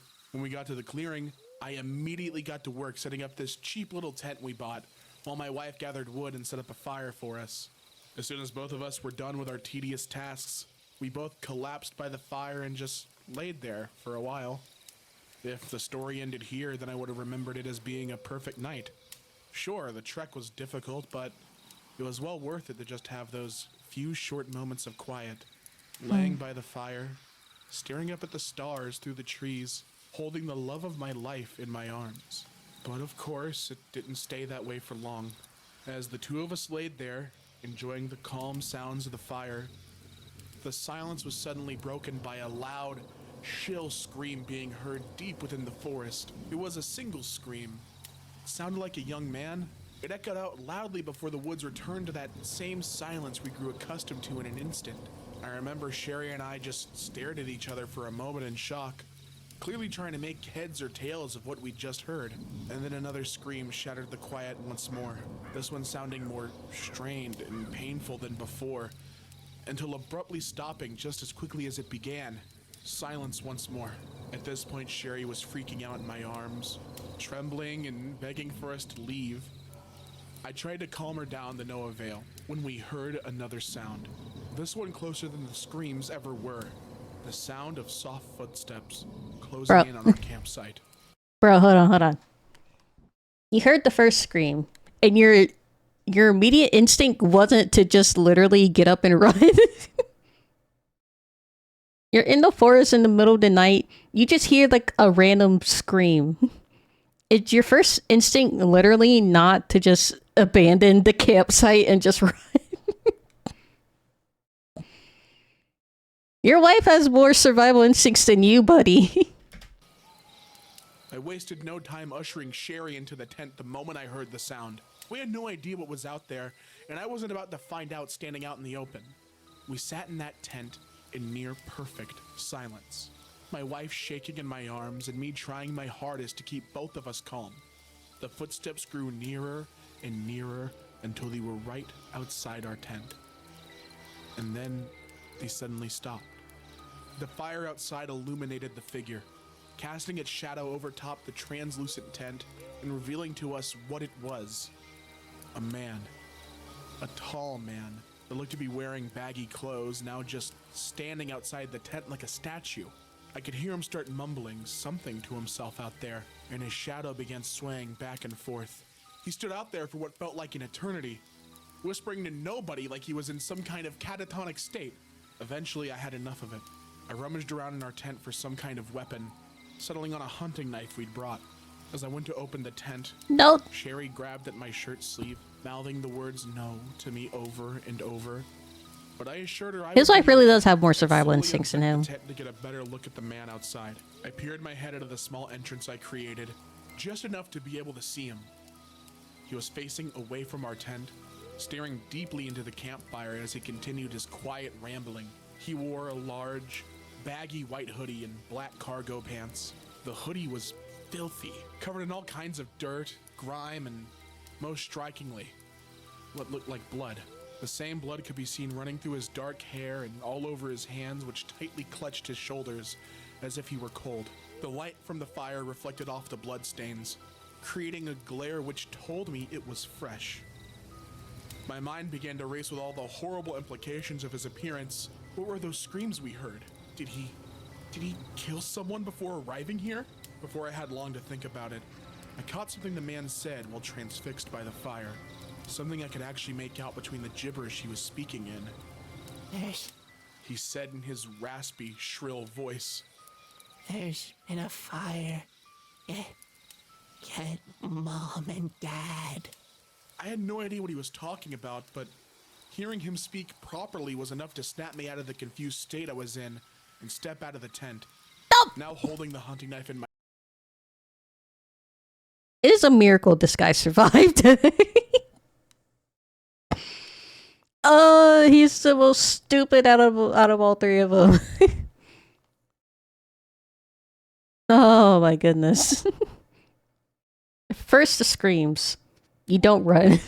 Then the footsteps. You don't run. Then you do see somebody outside of your tent just staring. The safest place probably is inside the tent, because I don't know if he would have gone inside the tent, but don't get out and confront him in the middle of the night in the forest, man. Oh god. My right hand for him to see. Hey! I said to him sternly. What the fuck do you want? I tried to make myself as imposing as possible to this man despite my fear. I puffed out my chest and spoke as confidently as I could, but even then it was clear that the encounter had shaken me up. When he heard my words, his head suddenly snapped in my direction, making immediate eye contact with me. One look at his face was enough for all my fake bravado to shatter. He looked burnt.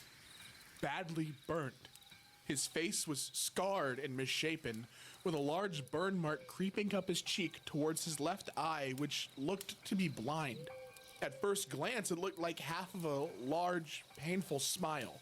He was missing almost all of his hair on the left side of his head as well, with what was still there barely clinging to his scalp in small black patches. Okay, what was this guy's name? Did we catch this guy's name? Because whoever this guy is, he's fucking stupid.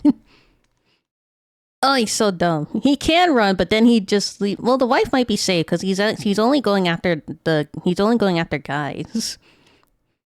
So far, we know he hasn't gone after any women, so the wife would be safe, honestly. But I would feel low-key offended if my husband ran and left me with a serial killer, even if I wasn't his target. The other side of his face would have looked fine by comparison, if not for the blood that covered Yeah, I it most don't want to completely. risk it. I stepped back at the sight of him, my heart sinking to my stomach and my breaths becoming sporadic. The moment he saw me, a flash of recognition suddenly appeared on his face, breaking him free from the strange trance he was in. Is that you? He asked me in an excited voice. I can't believe you're here. I finally found you. As he said those words to me, he opened his arms and began to slowly walk towards me. For a His hug? hands and arms still dripping with that fresh, thick blood. I didn't Is Jeff a where my hug at, uncle? Hey, where my hug at? Where my hug at? know what he wanted or who he thought I was, but I wasn't having any of it. I took one step back and firmly planted my feet into the dirt, pointing the hunting knife at him as I shouted, "Get the hell away from me, you freak! You take one step closer and I'll kill you!" That time, I meant it. I was not about to let this guy get anywhere close to me or my wife, no matter how scared I was. The moment he heard those words, something about his demeanor changed. He looked shocked, his eyes going wide and bloodshot and his arms slowly lowering. How could you say that to me? He whispered, tears beginning to roll down his face. That's when I saw him reach into his pocket and pull out an old... Hold on, did you draw that? No, we're watching a video. We're watching Pasha's. I rewrote Jeff the Killer. Pasha's the one drawing, I believe. The box cutter, covered in the same blood as his hands and sweater. He suddenly hunched forward and lunged at me faster than I ever could have expected from a man his size. He tackled me to the ground, raising the box cutter above his head and preparing to swing down at me. In that instant, I acted fast, stabbing him in the side of the torso with the hunting knife and kicking him off of me as he screamed in pain. He barreled backwards into the campfire, his hoodie catching on fire as he tried to regain his composure. I screamed for Sherry to run, and soon after, her and I were bolting through the dark forest together, tripping over branches and shrubbery, but continuing forward regardless. I keep... Chat, the art's good. Like, I'm not denying that the art's amazing, like, really. But I keep looking at where his nose should be. And I just keep thinking, there should be nose holes. Because how is he breathing? Where's his nose? I'm sorry. The thought just keeps repeating in my head, so I just had to say it again. That moment, running through the dark of the woods, knowing that maniac may be trailing behind us, was the most scared I've ever been in my entire life. My mind was racing, my eyes darted in every direction, mistaking the shapes of the oak trees around us for that man. It felt like a miracle when we saw the moonlight piercing through the trees, revealing the forest exit to us. We got to our car, and I frantically rummaged through my pockets trying to get my hands on the keys. I constantly checked behind myself, making sure he didn't follow us. The man was nowhere to be seen. When I got my hands on the keys, I opened the doors to our car, and next thing you know, my wife and I floored it out of there. I remember that ride home so vividly. The sobbing, the arguing about what to do next, the questioning about who that man was and what he wanted. It was the worst night of my entire life. After we got home, I called the cops and reported the whole thing. I remember I was told that they'd check the forest out to try and find any bodies, but I don't think anything came of it. Okay, Loki chat. He is. Bro's stupid. But we can't deny that he protected his wife. Like he was willing to die to protect his wife. So I'll give him that, but he's stupid. He should have ran the moment he heard the scream with the wife. Ever since then, things have been different between my wife and I. I've tried to help her work through what we experienced, but she's become so paranoid ever since that she barely even wants to leave the house. It's gotten especially bad now that word has gotten out about the ghost stalker or whatever else people are calling him. She is absolutely convinced the guy we saw that night and the killer you're looking for are the same guy. Himbo behavior. That's why I'm here. I hope that by telling you this, maybe you'll be able to piece things together and catch him. I want that more than anything. For the victims, and so Sherry doesn't have to be afraid to leave the house anymore. I just want to see her happy again. Himbo husband behavior. As Jonathan finished giving his account, tears ran down his face and his head hung low. Jonathan. Norman glanced over. I'm gonna say it again. John, he's fucking stupid. The moment he heard that first scream in that forest, he should have fucking grabbed his wife and ran. That's like the one thing I can't look away from. Like, bro, you heard a random scream in the middle of the night in the middle of the forest. Fucking run. Like, actually. Over at his partner, clearly unequipped to deal with this kind of situation. Samuel caught his glance, taking in a deep breath before saying, Don't worry, Jonathan. We will catch him, no matter what. I promise you, we will. Jonathan lifted his head to look at Samuel, sniffling and saying, Thank you. before standing up and getting ready to leave. Will that be all? Like, honestly, the wife had more survival instincts than Jonathan. Her name was Sherry, I think. Sherry had more survival instincts. She wanted to leave immediately. Sherry is me. She wanted to leave as soon as she heard that scream. I gotta make sure I get home before Sherry starts to worry. He asked, pointing to the door. Samuel and Norman both nodded, and Jonathan left with newfound hope that the man who attacked him and his wife that night would be brought to justice.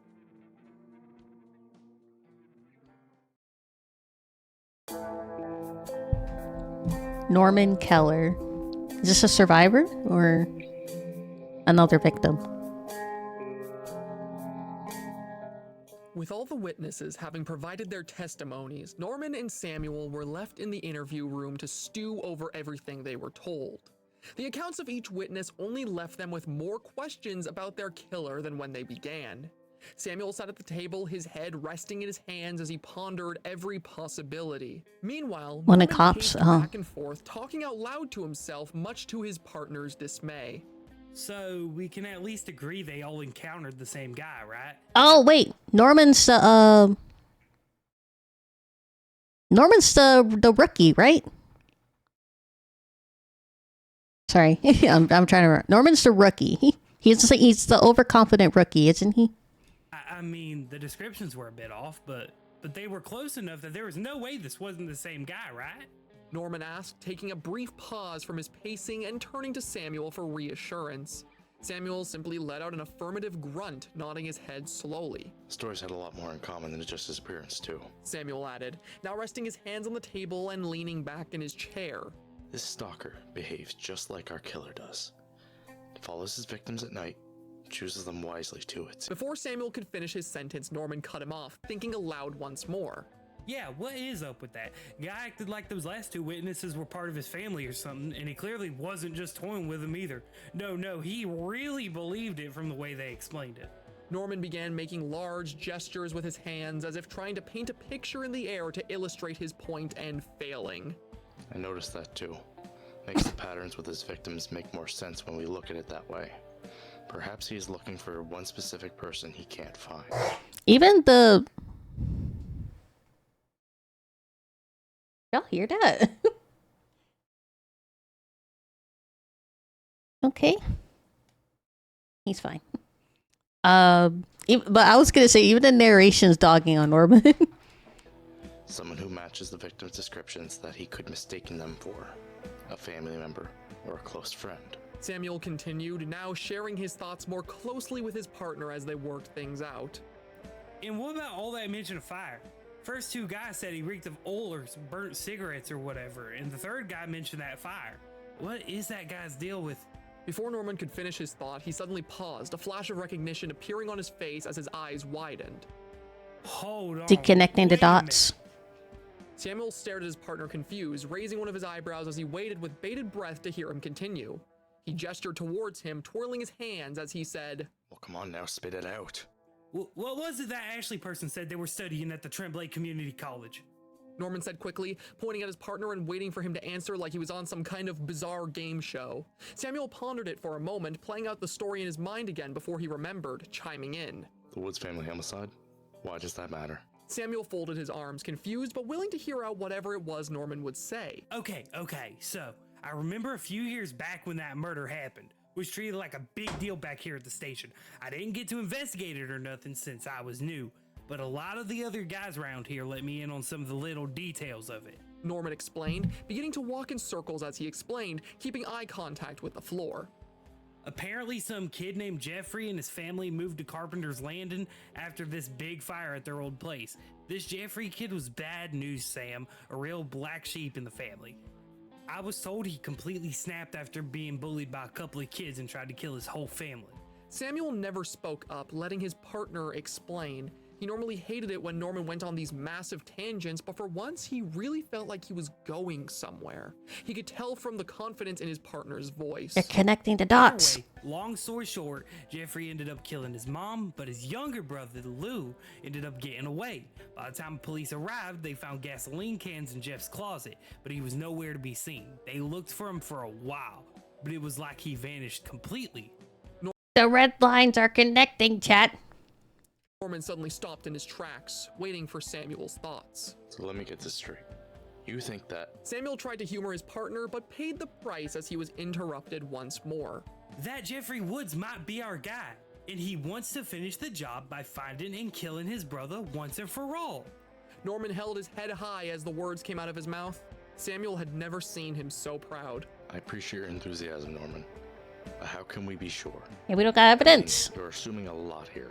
Samuel said, This trying is not to burst assumptions. his partner's bubble completely while also being the more realistic of We need the two. evidence. Oh, come on, don't give me that, Sam. Think about it. The obsession with family, the burning smell, the fire, it all adds up too well. If our guy really is Jeffrey Woods, we'd be catching the ghost stalker and we'd be solving a cold case.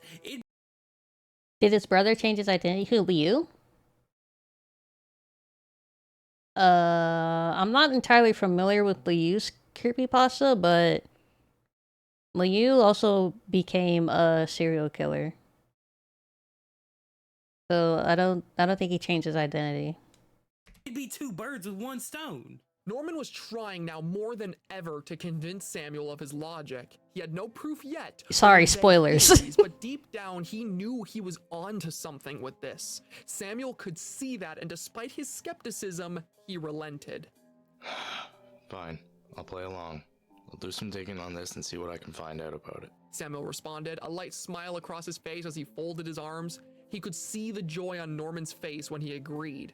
This was the first time that Norman did most of the heavy lifting in a case like this, and Samuel could tell that he was living for every second of it. Alrighty then. I'll start doing some research myself then, see what I can find. Norman said excitedly, and the two left the room to begin their own respective detective work. A few hours passed at the station, with Norman conducting his own research on one of the 6 communal computers left at the office for times like this. He was completely absorbed in his work, typing away and looking into every document he could find pertaining to the Woods family homicide, when he suddenly felt a tap on his shoulder. He quickly turned around to see Samuel standing next to him, a large file in his hand. So I did some digging like you asked. Samuel said, placing the file on the desk next to Norman. And I think you're gonna like what I found. Samuel gestured to the file, nodding his head as if he waited for Norman to open it. Norman excitedly flipped the file open, instantly being greeted to something that gave him all the confirmation he needed about his theory. A photo of Lou Woods. The boy looked to be in about his 20s. He had long brown hair that went down to his shoulders and sported a pair of square glasses over top his large brown eyes. Sam, he looks just like him. I told you I was onto something. Norman looked up at Samuel, expecting another one of his remarks, but only saw his partner staring down at him, arms folded with a large grin across his face. You sure did. Good work, kid. This is the best leave we've had yet. I did some extra digging on this Lou kid. Turns out, after the murders took place, he went to live with his aunt for a while, and moved into an apartment in town once he was old enough for it. I've got an address. Samuel said, the smile he had never fading from his face. It wasn't often that Norman saw his partner so proud of his deductive skills. It made him more excited about the revelation than he ever was before. Well, what the hell are we waiting for then? Norman replied in a hurry, grabbing his coat and putting it on clumsily as he stepped out the door to their car. Samuel followed slowly behind, letting out a chuckle and shaking his head at his partner's excitement. As the two of them stepped into their car, they noticed that the rain outside was finally coming to a stop after hours of relentlessly flooding the streets. The water now weakly ran down the pavement, finding its way into whatever pothole it could and draining away to nothing in small whirlpools. The car ride passed in an excited quiet, with the two officers believing themselves to have found a lead that would bring them one step closer to stopping the killings of the Ghost Stalker once and for all. The car ride eventually came to a stop as they arrived at their destination. Good question. Jeff didn't think to go to any nearby family members. Like, I get he's like a deranged serial killer now, and he's got like unhappiness in his brain, but you think he'd be smart enough to like first go to direct family member to see if his brother's living with them first?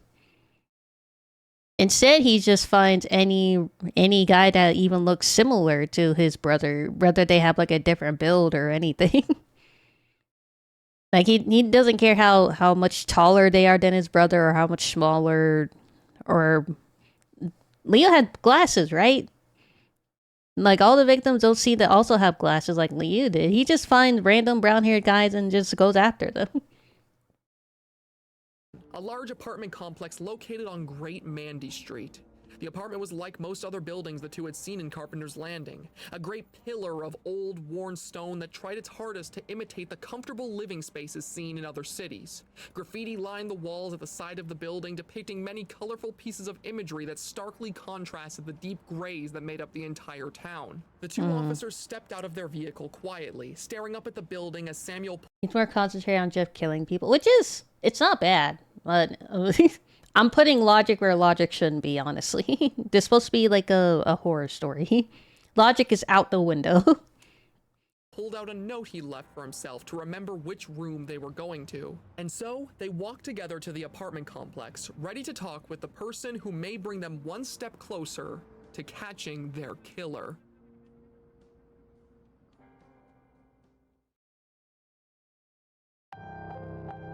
Liu! I don't know what that was.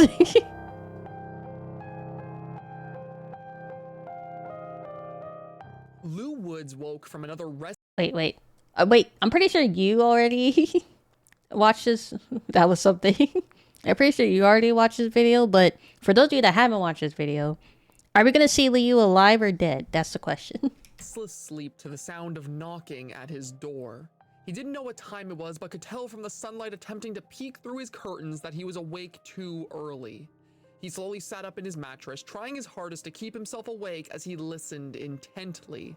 The knocking continued, with 3 more heavy slams coming to his door.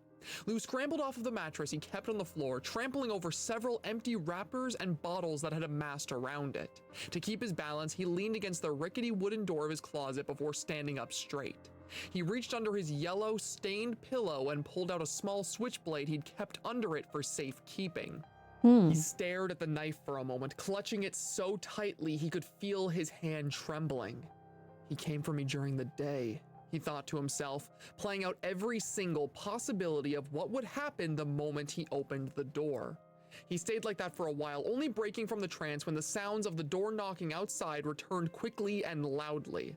Struggling to get to his feet, Lou slowly crept across his dingy apartment with the knife behind his back. As he arrived at the door, he put his back to it and gazed out the peephole, only to see two officers standing outside. So he's expecting his brother The one knocking was to an find him older eventually. man. His face was square and rugged, with large bags drooping beneath his eyes and a poorly maintained mustache across his top lip, littered with gray hairs that showed his age. The officer next to him looked like a child by comparison. He was thin and clean-shaven. Okay, hold on. What was his name? Samuel? Kind of hot, based off the description. Like a little bit. Sometimes I like a old rugged man, honestly. Said sometimes, every now and then. Large blue eyes showing a youthful enthusiasm that his older partner lacked. He had longer black hair which looked to be slicked back. Sometimes I like a man that has seen some war. When Lou got a good look at the officers, he let out a long sigh of relief, putting the knife on his kitchen island and speaking to them from the other side of the door. "Hello? Who's out there?" he said in a weak, scared voice. There was a pause outside, with the two officers being heard saying something to each other quietly. Lou couldn't quite make out what they were discussing before the older man spoke up. "We're here with the CLPD. We're here to ask you a few questions about your brother," the officer said in a stern voice. The mention of his brother filled Lou with dread. He caught himself shaking again and began taking long, deep breaths in 4-second intervals to try and calm himself down. Eventually, he built up the courage to reply. You finally found him?" Lou asked, barely able to hide his own excitement at the possibility that the nightmare he was living through would be over. There was a long pause outside again, with the officers being heard speaking amongst themselves once more before the younger man spoke up. No, we haven't found him. That's actually why we're here. We were hoping you could help us, he replied. Lou was now confused. He thought he told the police everything they needed to know a few years back about his brother. Why were they back now? What could they possibly need to know? The question sent his mind racing, fixating on every tiny detail that could be missing until one of the voices from outside interrupted his mental spiral. "Are you still there?" the older man said, starting to sound concerned. Lou snapped out of it and pulled the door open a small crack, showing himself to the officers. The moment the door opened, he could see the sudden looks of shock that were displayed across their faces. The officers' eyes went wide, and Lou swore he saw the younger one's jaw drop at the sight of him. It was the first time anyone had seen him in a while. Lou rarely left home, and in those countless hours he spent lying around, waiting for his brother's return, he barely took care of himself. His long brown hair was matted and greasy. His eyes drooped down with deep purple bags hanging low beneath them from the countless nights spent awake, and he wore the same green t-shirt for countless nights then, not even mustering the mental strength needed to change. It was no wonder the two officers looked so shocked. The older cop was the first of the two to actually speak up, with his younger partner still trying to find the words. He simply asked for the two of them to come inside, to which Lou agreed, opening the door completely. Their shocked reactions to Lou's appearance extended to that of his home, which with the lights on looked nothing like a proper living space. The apartment was... Sorry, chat. There are people outside, so she's gonna bark every now and then, sorry. practically empty, with barely any furniture in sight aside from a worn-out, used couch that looked like a hand-me-down of a hand-me-down. The floor was covered in all sorts of garbage and unwashed laundry, all of which the two officers made an effort not to step over in a strange attempt to be courteous. Lou turned over to them, awkwardly grabbing onto his left arm and saying, "Sorry about the mess," in an almost sarcastic tone before taking a seat on his couch. The entire couch let out a loud creaking sound, as if the sudden weight put onto it would cause the entire thing to shatter. The two officers looked around for any kind of chair they could seat themselves with, and upon noticing that the couch was their only option, chose to continue standing as they spoke to Lou. The older officer spoke first, properly introducing himself. "Lou Woods. My name is Samuel Morgan. This here is my partner, Norman Keller. The younger one, Norman, gave a small, sad wave as his name was mentioned. We're sorry to disturb, whatever it is you have going on here, but we're hoping to ask you a few questions about your brother. Lou looked up at Samuel and asked him, I thought I already told you guys everything years ago. You promised me you'd find him, and then you told me time and time again that you were still looking. What more could you possibly have to ask? Also, hold on. It's kind of bad practice to like promise to the victims that you'd find like their perpetrator or the person that attacked them. Like you don't promise it, right? You know? Because then you're giving them false hope, and if they still haven't heard anything about their capture for like years, they're gonna like not believe you and they're not gonna want to help. Yeah, you don't promise, you try. You never want to say, as a detective or as a police officer, you never want to say, I promise to catch them or whatever. Don't promise it. As Lou asked the question, he saw the two officers shoot each other concerned glances before Norman spoke up.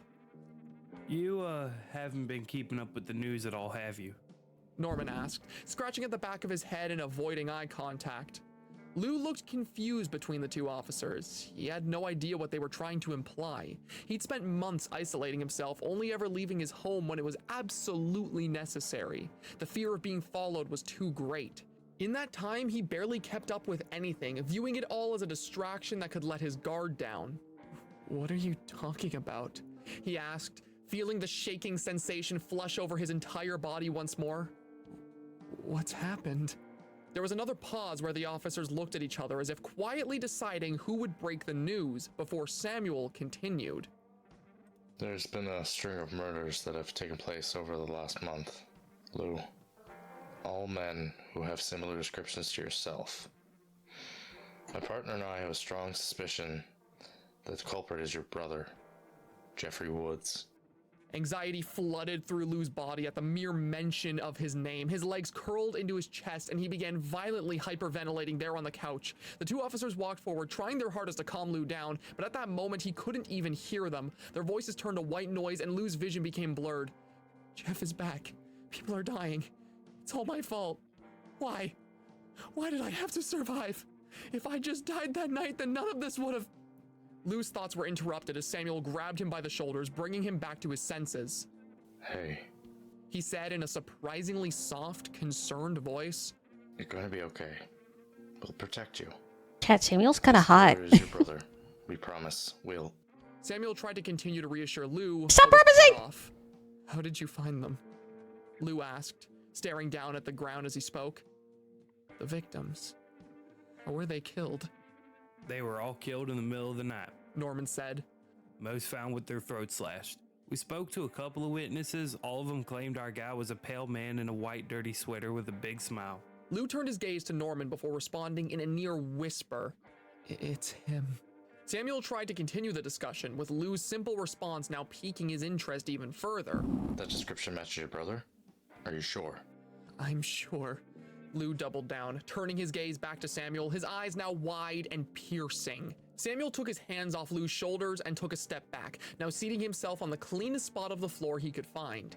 He leaned forward, trying to make sure that Lou paid very close attention to what he said next. Now listen, and listen well. If your brother really is our culprit, the only way we're going to catch him is if we know what he wants. We need to know everything you can tell us, Lou. Don't spare a single detail.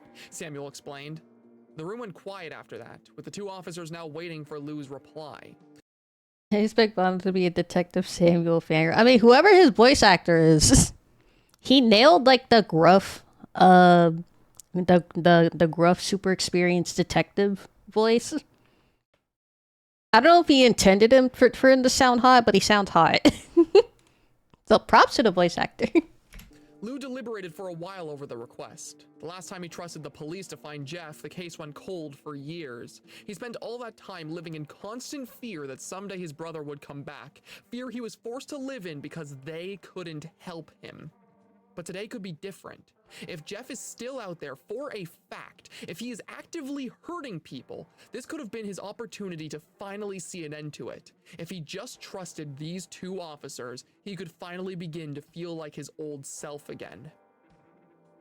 Fine, he finally said, making his decision. But there was a condition, something Lou needed the officers to follow through with no matter what.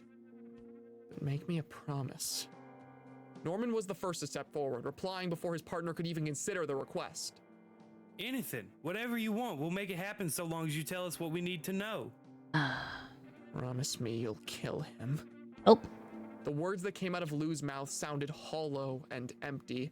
Not an ounce of emotion or compassion could be felt.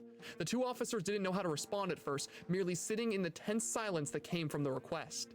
It was Samuel who spoke up this time, giving Lou exactly what he asked for. We promise. He said hesitantly. Stop promising! Norman looked down to him with a questioning stare. It was clear the two didn't see eye to eye, but so long as Lou was given a promise from one of them, he didn't care. Okay then. I'll tell you everything. They gotta stop promising. That's like... It's slowly becoming a pet peeve. Don't promise!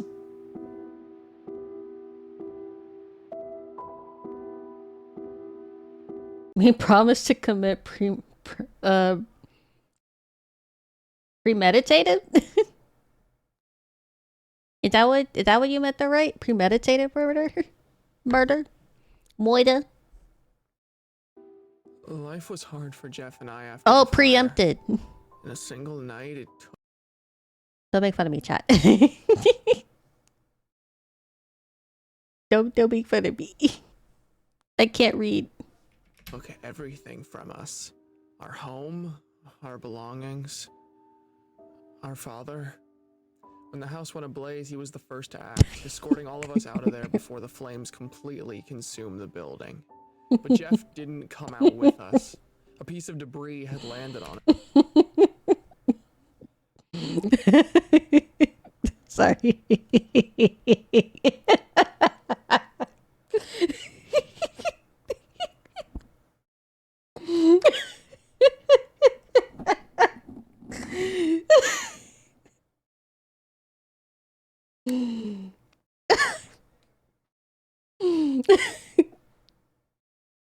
I fucking hate y'all. On him, crushing his left leg and trapping him inside.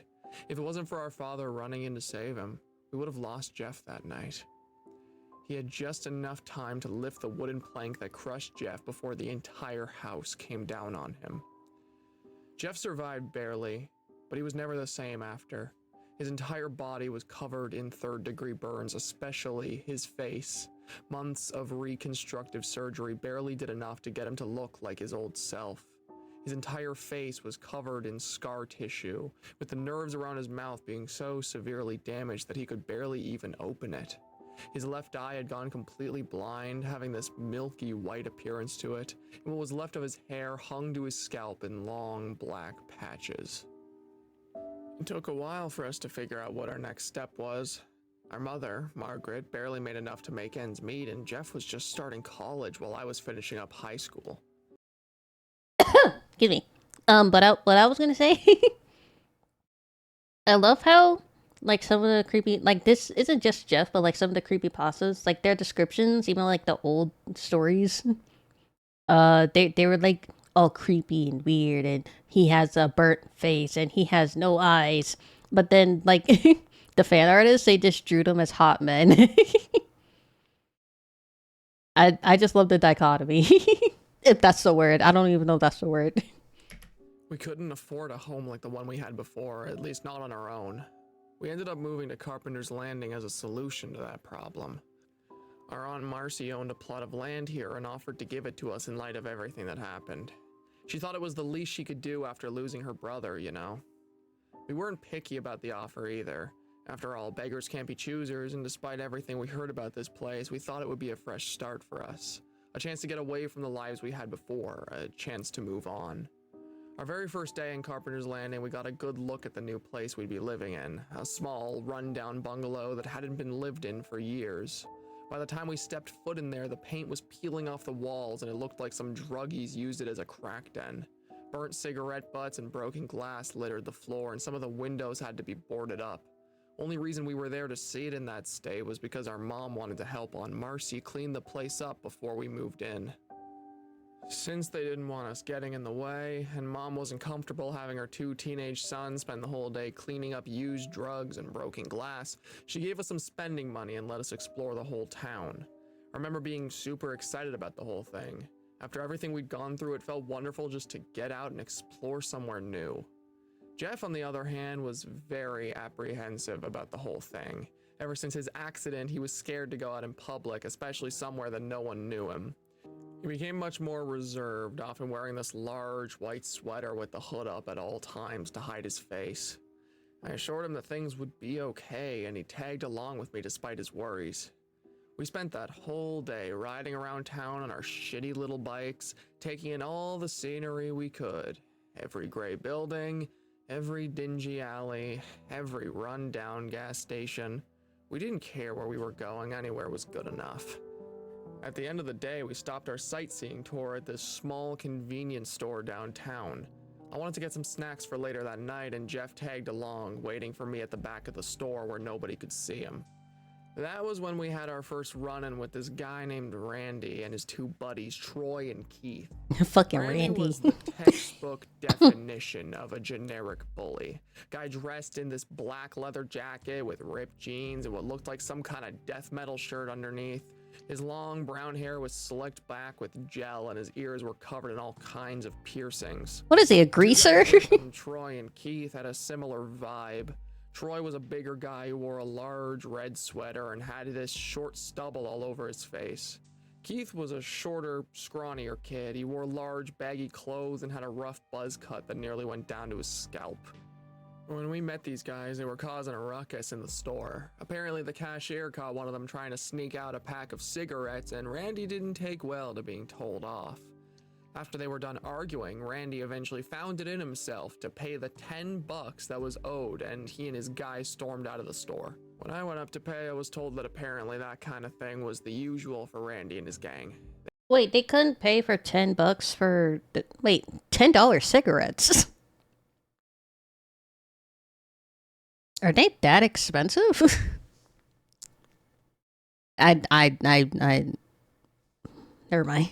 They were a bunch of troublemakers that were well known in town, bullying whoever they could and causing problems How much is the pack? I don't smoke. I don't know.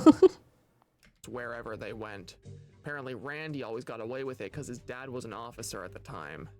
I paid the cashier a little bit extra for the trouble, and as I was getting ready to walk out with Jeff, No wonder the drug industry is like one of the big 3 industries in America. $10 a pack? Damn. I noticed out the store's window that the 3 of them had decided to hang around outside to smoke. I asked Jeff to put his hood up and avoid being seen by them, and he agreed.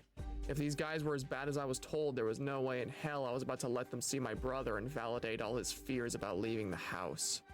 Fate would have a different plan for us, though, because as soon as we left the store, Randy in particular took notice of us. He called out to us, bringing attention to his 2 lackeys that followed him around. Hey, don't think I've seen you 2 around here before. He said, Aw. flicking his cigarette butt to the ground and stamping it out before approaching us. Damn, we don't like Randy, but Randy sounds fucking hot. I remember I tried to be the one to hold a conversation with Randy, all the while Jeff nervously stood. No, they're fucking dog. They shouldn't have got a good voice for Randy if they want us to fucking hate him. Is this how you guys feel about ASMR? Stood by our bikes facing away from him.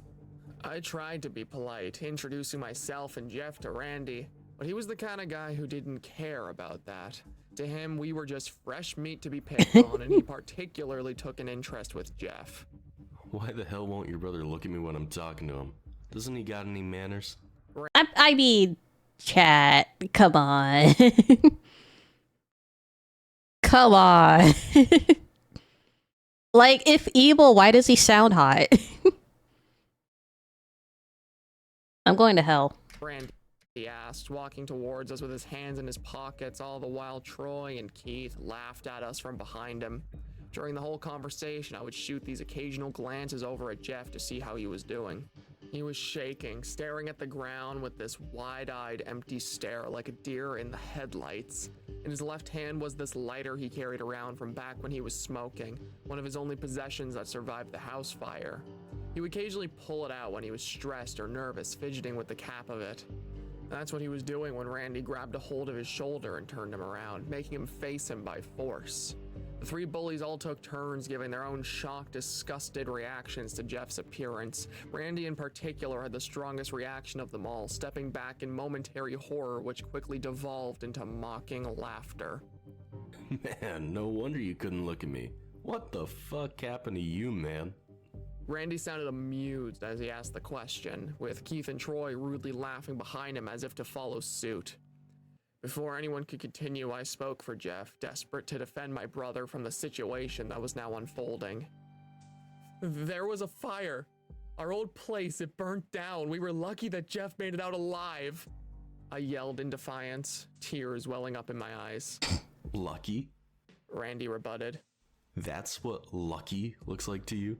He pointed at Jeff, who now appeared to be boiling with rage. He Ooh. clenched his open hand into a tight fist, and I saw his eyes go bloodshot. If I were you, I would have much preferred that fire take me out instead of make me look like some kind of... Before Randy could even finish his insult, Jeff swung at him, hitting him cleanly across the face with a hefty punch. Jeff got hands? I immediately ran for Jeff, grabbing at his shoulders and trying to pull him back. The whole thing turned into chaos after that, with the three guys jumping on Jeff and I, leading to this massive brawl right outside the convenience store parking lot. Whole thing got broken up when I noticed the cashier calling the cops from inside the store. I yelled that to the rest of the guys, and before I knew it, Randy and his lackeys were out of there in an instant. Fortunately, Jeff and I weren't badly hurt by the whole thing, with only a few minor cuts and bruises being left where we were hit. When we got back to the new house that night, our mom was of course concerned about the whole thing, but we just made up some lie about getting into an accident with our bikes instead of telling her what really happened. Our mom tended to worry a lot after the fire, and we didn't want her to stress too much about our new life here on our first day. A month passed after that, and while our new house was properly renovated to allow us to live there decently comfortably, things did not get much easier for Jeff. He told me that Randy and his gang were relentless, especially after he started his college semester with them. They were harassing Jeff at practically every opportunity they got, with it getting so bad that one night Jeff went as far as to show me several knife wounds he had supposedly gotten from them attacking him off campus. He wouldn't let me tell anyone about the bullying. He told me that it would only make Mom want to get the police involved, and with the connections Randy had, it would only make things worse. So I kept quiet about the whole thing, no matter how much it pained me to see my brother suffering like he did. With all that in mind, I really should have seen the warning signs when Randy went missing only a month into our semester. Oh. I remember it clear as day. Ah! We lost the hot voice chat. Damn it! Face was plastered on every telephone pole in town. News broadcasts were talking about it everywhere, and it was the talk of my school for weeks. If I knew then what I know now, I like to think I would have suspected Jeff right away. But back then, I just couldn't fathom the possibility of it. After we lost our dad, Jeff was the only person left in my life that I had felt like I was really close to. We still had our mom, yeah, but her and I were never particularly close by comparison. That, and I just didn't really have any reason to believe Jeff did it, you know? Sure, Randy and his guys bullied him, but Randy was also involved in some bad crowds of people. You can come up with any number of stories about what happened to him, and people would probably have bought it at the time. Any with the bad boy chat?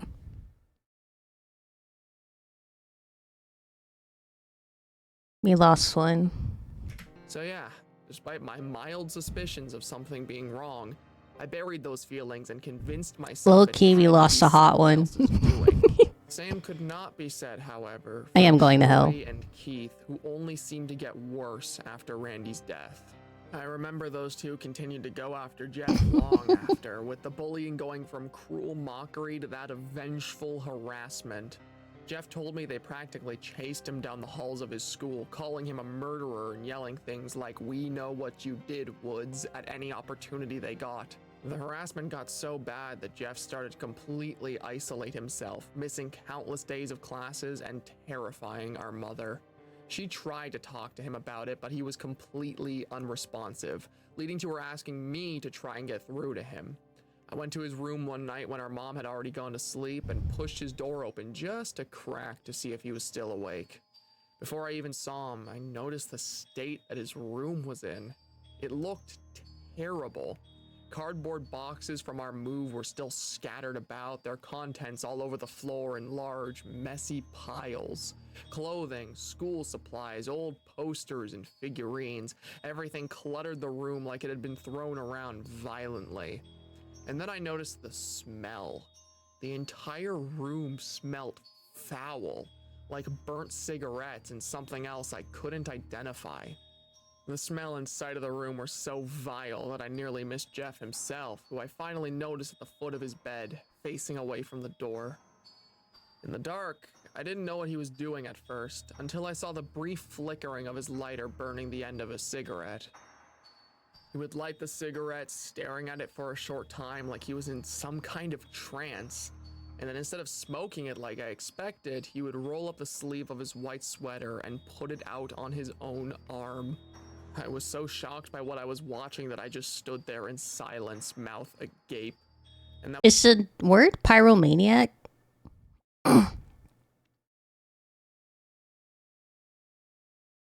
Is that the word I'm thinking of? Because, like, I know that there are, like, some, not, I don't think it's super often, but there are, like, some cases where people were, like, they were in a fire or a victim of a fire, and they end up developing, like, a fascination for fire. Is pyromaniac the word I'm looking for? that was when I heard him mumble something under his breath. Something that made my heart sink to my stomach. Pyromania. Oh, yeah. He said in his Thank you. raspy, strained voice, Why was Dad the only one who had to die? the words didn't sound right coming out of his mouth. They were empty. No, they were angry. He sounded livid as he continued to light those cigarettes, bringing them to his arm and leaving a new, disgusting burn scar where they were put out. I couldn't bear to watch or listen anymore, so I flung the door open. Jeff, how could you say that? I exclaimed. I didn't even realize until I'd entered the room that tears were streaming down my face. I must have looked like a mess. Jeff quickly turned to look at me, this look of horror plastered across his face once he realized that I had heard him. Lou, it's not what... He tried quickly to explain himself to me, but I wouldn't let him. Do you know how much you mean to me? To Mom? How could you... Am I insane because I like fire? I almost fell into fire as a kid. Are you burning people's houses? Because there's a difference between liking fire and having an obsession with fire, right? You go and say things like that about yourself, Jeff. I need you here more than I've ever needed anyone. Living here, I have never felt so alone, so isolated from everyone else. It was never the same without Dad, and you're the one thing keeping me sane right now. I could barely keep myself together as the words flooded out of my mouth. I could see the terror on Jeff's face slowly fade to a calmer expression as I explained myself to him. For a little bit, there was a tense silence between us as he carefully chose what to say next. I remember what he said to me clear as day. I'm sorry, Lou. It's just been hard. You and Mom, I know you both lost Dad too, but you haven't had to deal with things like I have. You haven't had to deal with being bullied every single day. You haven't been accused of murder, and you don't have to wake up every morning and see someone completely different staring back at you in the mirror. I'm sorry. He avoided eye contact with me as he spoke, keeping his eyes trained on his lighter. He was fidgeting with it again. I could tell what he said to me was something he had been bottling up for quite some time, and having to say it to me at all must have been stressful. I figured a change of scenery would help. He was cooped up in his room for multiple days on end, and I figured some fresh air would help him. Do you remember when we used to sneak out at night back in middle school? I asked him, changing the tone of our conversation drastically. He looked up at me in shock, tilting his head as he responded. Yeah? He responded, humoring me. Well, Mom is asleep right now, and you and I are still up. If you're thinking what I'm thinking, I continued, making my way to the door and gesturing to it with my hands. Jeff stared at me like I was a moron, eventually rolling his eyes and getting out of bed. He knew I wasn't going to take no for an answer, and I felt like he was also just playing along so I wouldn't continue worrying about him through the night. Regardless of why he agreed, Jeff and I snuck out that night and went around town on our bikes, making a point of sightseeing and traveling to places we'd never seen before. Hello. I remember the rest of that night like it was yesterday. The bright city lights all around us, illuminating the streets like they were our own little suns. The massive buildings turned dark, towering silhouettes. And that cold night breeze that blew past us as we rode through the streets as fast as we wanted. If the night had ended right then and there, I feel like things could have been perfect. That was one of the few moments where it really felt like Jeff and I had properly bonded as brothers again. But of course, no good thing lasts forever, and our night very quickly took a turn for the worst as we realized we were being followed. Uh-oh. We stopped a couple streets from our house after making some laps around our neighborhood. I remember we'd stopped right by a stop sign on an intersection, with there being a light drizzle that signaled for us to start making our way back. Right as we were getting ready to leave, though, a familiar pair of voices yelled out to us. I quickly turned to look behind us, seeing Troy and Keith approaching. I almost didn't recognize them at first. They looked so different from when we encountered them at the gas station. They both looked like they hadn't slept in days, with Keith's outfit looking filthy and Troy's stubble having become a complete, poorly kept beard. Hey! Troy shouted at us. What are you doing out here so late, Woods? Are you looking for more victims? When Troy Who was that? Keith? Not as hot as a voice. CJ job? Okay. If I feel like it, we'll watch it right after this. Troy spoke, there was this growl to his voice. He sounded pissed, beyond pissed. He and Keith continued to approach, with Jeff and I not knowing how to respond or what to do. That was when we saw Troy reach into his pocket and pull out a small switchblade he'd kept hidden there. The moment Jeff and I saw him unveil the blade, we tried to ride off on our bikes, but the two guys were close enough that they were able to catch up and pull us off. There was a struggle between us, but it quickly stopped the moment I saw that Troy had the knife to Jeff's throat. I fell to my knees with Keith still firmly wrapping his arm around my throat, and I began to panic. Please don't hurt him. He didn't do anything to you, I pleaded, terrified of what Troy was planning. My begging only seemed to make him angrier as he pulled Jeff in closer to him. Jeff struggled for a moment, kicking his feet and grabbing at Troy's arm, which held him in place, but quickly stopped once the blade made contact with his neck. Didn't do anything. Is that what he told you? Troy said, staring at me with eyes that looked more like a wild animal's than a man's. He then turned his attention towards Jeff. Troy's not hot either. Why don't you tell your little brother, Jeff? Why don't you tell him what you did? The voice doesn't hit as hard as Randy and Samuel. Not hot voices. Yeah? Jeff never looked at Troy, instead continuing to stare at me the entire time, even as he spoke. I don't know what you're talking about. Jeff responded, which only made Troy bring the knife closer. Now the faintest bit of blood could be seen running down Jeff's neck as the knife. Don't be such a widow. I wasn't fucking married to the fucking Randy. I just acknowledge that whoever did his voice, they did a really hot voice for him. Also, I'm married to Samuel. Knife broke skin. And Samuel's still alive. Jeff had no reaction. Oh yeah. No that's some bullshit. If you're not gonna tell him, Jeff, then I'm going to. Troy shouted, now pointing the knife at me. Your older brother never told you what he got up to at night, did he? Well, Randy sure told us. You know, before he died, Randy went to Keith and I and told us that this freak right here was stalking him. That he caught him off the corner of his eye, following outside the school. He was scared, man. We had never seen Randy scared. You know, he even told us a couple nights before he died, that he saw your brother right here, standing outside his house. What a coincidence, right? I didn't know what to make of what they were telling me. They sounded insane. Here they were in the middle of the night, probably stalking us, pointing a knife at my brother and accusing him of killing Randy. I couldn't believe it. No, I refused to believe it.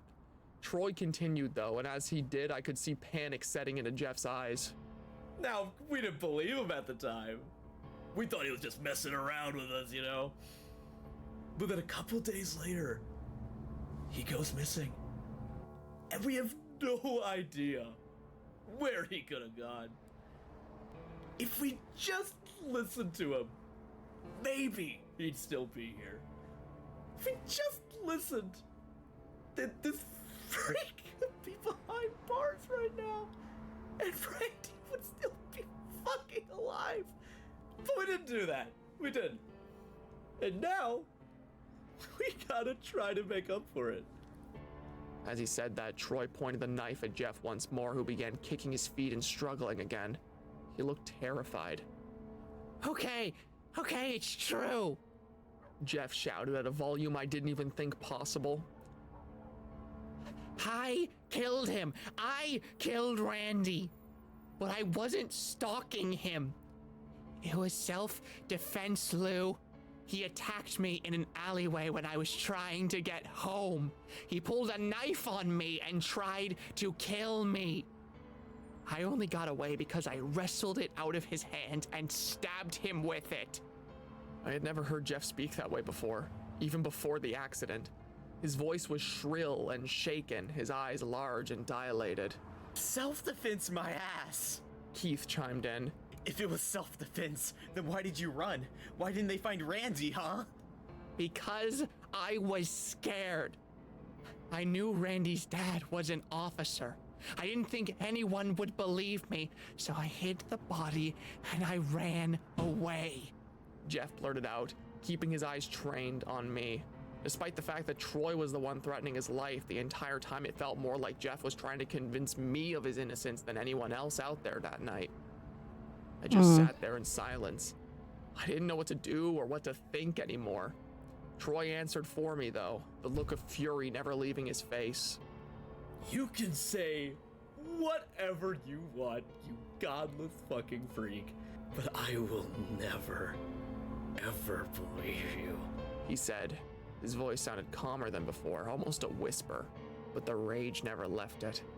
I didn't know what he was planning on doing to Jeff, but I never got to find out as police sirens could be heard quickly approaching. Turns out one of our neighbors saw what was going on from inside her house, and she decided to call the police before anyone could get hurt. An officer quickly arrived on scene and broke up the entire thing before Troy and Keith could do anything.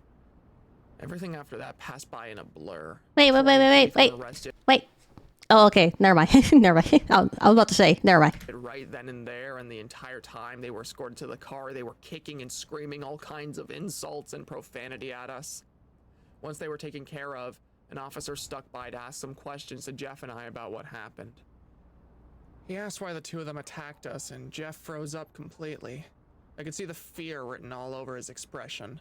He probably thought I was going to tell the officer what the other two had told me, but truth be told, I believed him. Maybe it was my naivety or the desperation in his voice when he confessed to me, but I really, truly believe that if my brother had killed Randy, it was for a good reason. So I lied to the officer. I told him nothing about Jeff's confession, about the truth of Randy's disappearance. That night was the first night in months where I felt like I had my brother back and I was not about to lose him because of some massive misunderstanding. I told the officer a half-truth, explaining that Troy and Keith were friends with Randy and that they blamed my brother for the disappearances. When he pressed further, all I said was that they used to bully Jeff and convince themselves it was his fault when Randy disappeared. The officer seemed to like my answers. He nodded along as I explained things, paying close attention to the words I chose, and eventually he seemed satisfied. He let us off with a warning about going out at night and asked if he could come back in the morning to ask us some additional questions about the two bullies. Once I agreed, the officer simply tipped his hat to us and we were let go. I thought it was a miracle, the two of us being sent home like that after I told such a massive lie, but I think Jeff saw things differently. Maybe it was the demeanor of the officer, perhaps his own paranoia, but Jeff was convinced that the officer was onto us, that the additional questions he wanted to ask in the morning had nothing to do with the bullies, but rather Jeff's involvement in Randy's disappearance. The ride home after that felt like I was walking on eggshells. I didn't dare speak to Jeff. He was unusually quiet, even for himself, and the entire time we rode our bikes, he simply stared ahead. He never looked at me, nor do I even think he was looking at the road. He just stared into nothing. When we arrived at home, he stormed inside with no regard for our sleeping mother, who may have been startled awake by him. I was worried. I'd never seen my brother like that, so I followed him as he made his way towards his room. What followed next was the single most horrifying moment of my entire life. He slammed open the door to his room, made his way inside, and began what I could only describe as an adult temper tantrum. He grabbed a hold of whatever he could get his hands on and began violently throwing them around his room, thrashing about in a near feral rage. I don't think he was even aware of me being there to see it. He just continued doing so until he got a hold of one box in particular, which he violently threw against the wall. The contents of the box spilled out on the floor, revealing more clothing and school supplies which were haphazardly stored in it. Among this pile of random, innocuous items, however, I heard something that instantly drew my attention to the floor and made Jeff completely stop in his place. The sound of metal rattling against the wooden floor. I looked down and saw that buried underneath the clothing and supplies which were stored inside that box was a small switchblade, which looked to be covered in dried, crusty blood. My mind began to race at the sight of it. I mean, we're not surprised that he did it, but sorry. That whole thing with Keith and Troy, I was kind of just speechless listening to that. I literally had nothing to say. No idea why my brother would have kept Randy's knife in our house so poorly hidden underneath all his untouched clothing and supplies. Jeff, why would you keep Randy's knife? I asked, and I turned my gaze from the knife to him, desperate for an answer. What I saw staring back at me was someone completely different from my brother. He stood in the center of the room, completely frozen in place, with a hollow, soulless stare I had never seen from my brother, no, from a person before. His eyes were opened unnaturally wide, almost looking as if something was forcing them to stay open. He didn't blink, and the pupil of his right eye was so dilated that it almost made his entire eye look black. That stare told me more than any words ever could. It told me that in this moment of weakness that Jeff had shown me something I never wanted to see, and the thought of that brought me a greater terror than anything else. I began to question him further, desperate for an answer, desperate for anything he could say to put my panicked mind to rest. Jeff, why did you keep this knife? He continued to stare. Jeff, this was Randy's knife, right? He continued to stare. Jeff. I was so overwhelmed I could barely get the words out. Jeff, those cuts on your body, Randy didn't give them to you, did he? He continued to stare. At that point, I didn't even know who it was I was talking to anymore. Is he gonna say anything? I turned a blind eye to my suspicions for so long, but right there in the middle of that dark room was someone I didn't even recognize as my brother anymore. For a brief moment, while I stood there in complete shock and terror, I could see his demeanor change to that of something inhuman. That is good, yeah. He hunched forward and looked as though he was going to advance towards me before our mother's tired voice could be heard from behind me. Boys, what's wrong? She asked. It was clear from the way she was rubbing her eyes and the way she spoke that we had just woken her up from her sleep. Jeff never once looked away from me, not even reacting to the sound of our mother's voice. He just continued moving towards me like some kind of animal, taking large, exaggerated footsteps. I ran out of Jeff's room and tried to usher our mom out of the house before I could even explain what was going on. I didn't know what was wrong with Jeff, but there was no way I was going to spend the night in that house after what I saw. Our mother, however, stopped me dead in my tracks and demanded an explanation about what was wrong. I couldn't offer Mom. much. I was in such a panic state that I trampled over my own words. All I managed to muster up was, "Something is wrong with Jeff," before I noticed him standing in the darkness of the hallway behind us. He held the switchblade in his hand and remained motionless, waiting for what our mom or I would do next. When our mom saw him, she didn't recognize the danger her and I were in. She tried to reason with him.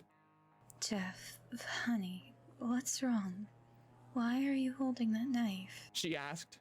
I remember from the way she spoke, she sounded more concerned than afraid.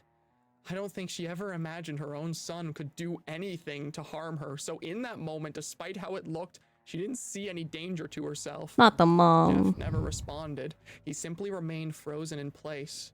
Our mother continued trying to get through to him. I tried stopping her, but she refused to listen to my warnings.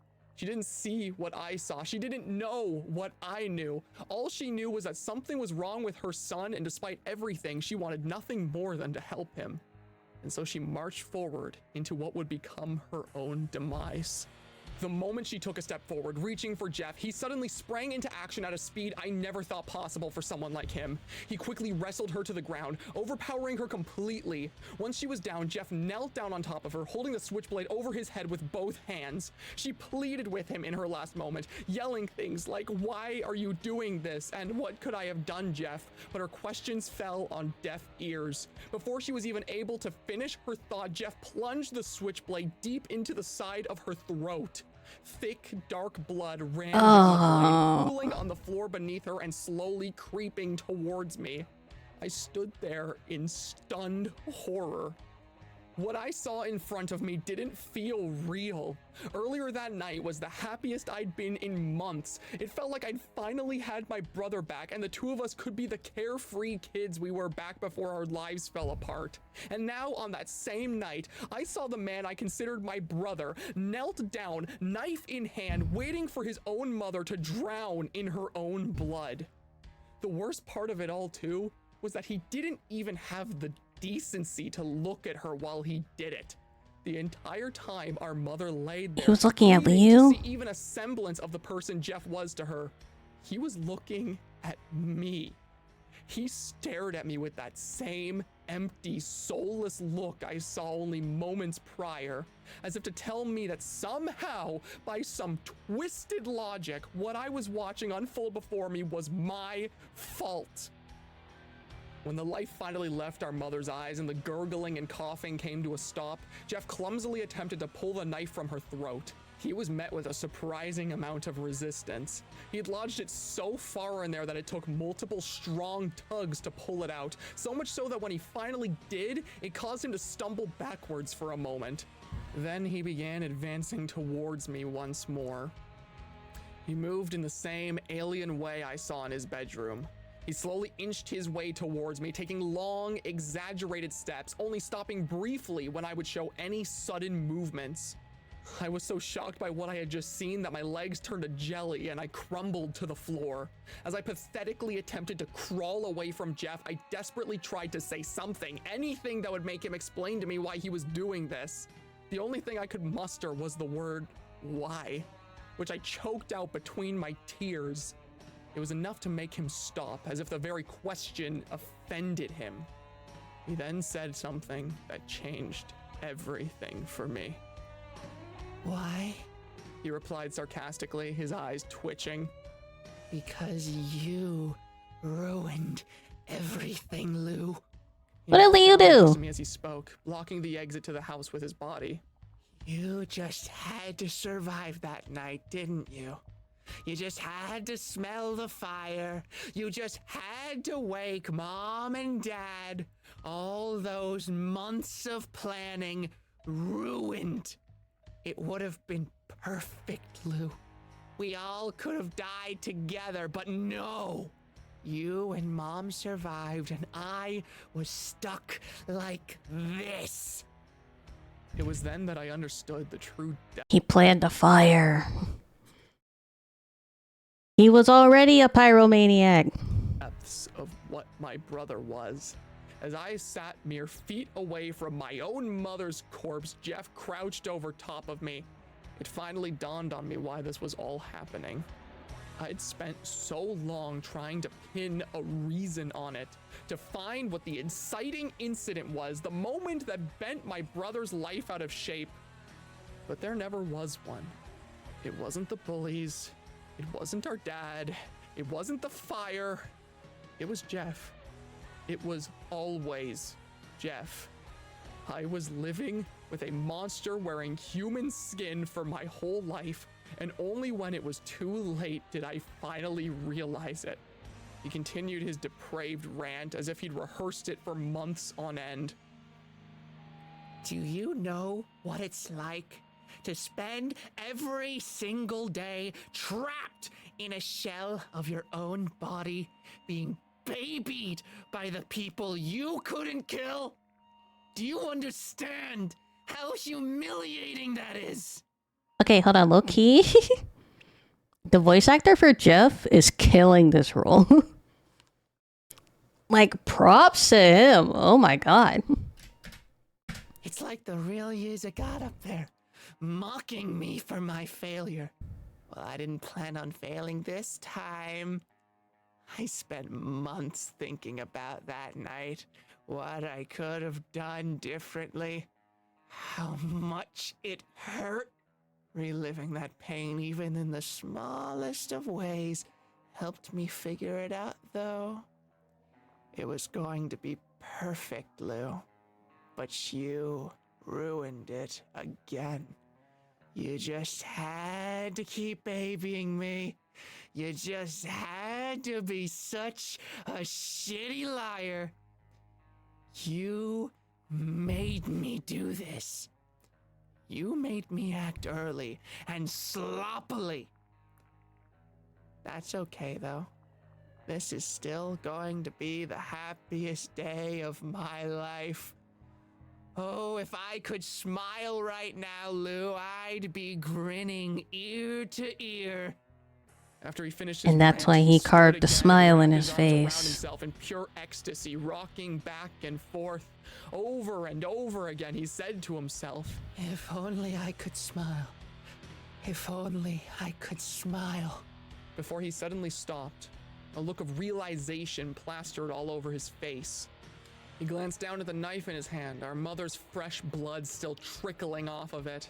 Then he glanced back at me before saying, Oh, I can smile. That was when he took the knife to his own face, and I was forced to watch him crudely carve a disgusting smile of blood across it. He was clumsy with the knife, tugging across each of his cheeks like a child carving a pumpkin. There were moments where he'd stop, gagging and coughing on his own blood, but he continued regardless until a vile, painful smile stretched across his face, ear to ear. The sight of such a horrific act of self-mutilation was enough for me to break free from the shocked trance I was in. I sprinted in the opposite direction of Jeff, towards the hall where our bedrooms were. Jeff gave me a head start, distracted by the euphoria of his new face, and I took that opportunity to run into his room. Don't go to his He was the room! first one you would see when you entered the hallway, and I believed that if I had hid there, I could find something, anything to defend myself with. I flung the door open, nearly trampled over all the miscellaneous items strewn about on the floor, and made my way into his closet to hide.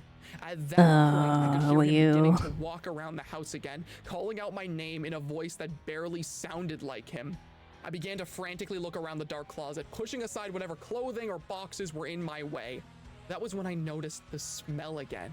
That same stench I smelt earlier that night when I'd walked into Jeff's room. I thought it was just the smell of the cigarettes before, but inside the closet, it was so much stronger. I pushed aside more unclean laundry, hoping to discover the origin of the smell, when I found it buried deep within a corner of the closet. Cat, the art is sick. Small cans of gasoline, which were neatly hidden away. Around them were several boxes of matches, as well as some burnt out cigarette butts. The sight and smell of them were enough to make me gag, a sound that I feared revealed my hiding place to Jeff. I needed to be quick, to find something, anything that I could use to fight back once he found me. I kept searching until I got my hands on his old backpack, opening it and looking through whatever supplies he kept in there. I found old notebooks, unopened packs of cigarettes, and what ended up catching my attention what looked to be a box cutter. I took the box cutter out, opening it and turning to the closet door to wait for Jeff's arrival. What I was greeted with, however, was something from my worst nightmares. Jeff was already there, standing at the entrance to the closet. The door opened just enough that I could see one of his bloodshot eyes peering in at me from the darkness. When I saw him, I let out a shrill scream, and he began laughing to himself as he flung the door open and attempted to pin me to the ground right then and there. I struggled against him, swinging the box cutter wildly before he overpowered me, holding down my arm with his right hand and dancing the switchblade against my face with his left. I remember how I was screaming and crying in that moment, all the while the man trying to kill me attempted to soothe me like a mother would their own child. He got right up close to me, the blood from his fresh wounds dripping onto my face, causing me to gag, and said something to me that I still hear in the back of my mind every night. Shh. It'll be all right, Lou. When you next wake up, we're gonna see Mom and Dad again. Just go to sleep. He then raised the switchblade over his Go head to like he sleep. did before when he killed our mother. But right before he could swing down to finish me, I kicked him off of me with all the strength I could muster, and I stabbed him in the side of the throat with the box cutter. As soon as I'd done that, I made a mad dash for the door to our home, running out into the woods and screaming for someone to help me. I never bothered to check if Jeff was alive or still following me. I just ran and ran until my legs gave way and one of our neighbors found me. The police were called soon after. They went to our old home to investigate and found no signs of Jeff anywhere. I was told they would find him, that he would be brought to justice, but 2 years have passed and Jeff was never caught. I've spent those 2 years living in constant fear that he will return and find me. I've begun sleeping during the day. I don't talk to anybody. I sleep with a knife beneath my pillow. It seemed like all you officers moved on from finding my brother, but I never could. And now you come to my doorstep, telling me that he could be back and he's killing people that look just like me. Now we're all suffering because he wasn't caught. When Lou finished the story, the entire room fell dreadfully quiet. The two officers clearly didn't know what to say, simply taking in all the details and trying to process them. Samuel was the first to speak, making what Lou saw as a weak attempt at reassurance. Lou, I'm sorry we never found your brother. I promise you though, no matter what, that we will find him. Stop promising! You won't have to live like this anymore. I feel like it just keeps getting higher. Afraid of him coming back. Stop Soon, promising. all of this will be over. The two officers stood up after that, asking Lou if he had anything else to tell them. He simply shook his head, and not long after, they made their way out. Lou wanted to believe what Samuel had to say. It was clear the man cared, but after 2 years of Jeff having never been found, he didn't want to get his hopes up. Once the two men were gone from his house, the tiredness hit Lou all at once. He was woken after only 2 hours of sleep, and he had no intentions of waiting until nightfall to get his rest. He made his way back to his room, peeking around the dark corners of his apartment one last time before opening the door to his bedroom and stepping back inside. He lied down on his old, yellowed mattress, tossing and turning as he tried his hardest to force himself back to sleep, but try as he might, he just couldn't do it. Something just didn't feel right. After 20 minutes of failed attempts to force himself to sleep, Lou finally sat up in his bed and surveyed his room. He knew something was wrong, but he just couldn't pinpoint it. He scanned his surroundings, obsessively looking for anything that could be out of place, and that was when he noticed it. The detail that he was subconsciously aware of, but didn't take direct note of until that very moment. A mild draft that lightly pushed against his curtains. Lou always kept his windows closed.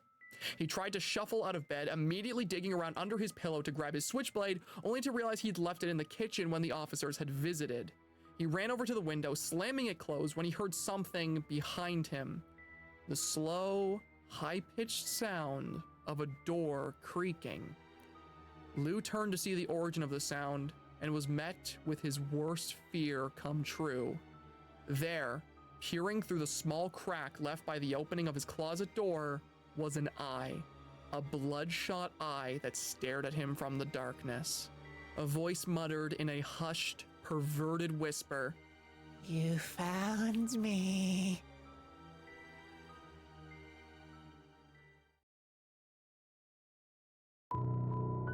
Oh my god, he was in the house the whole time!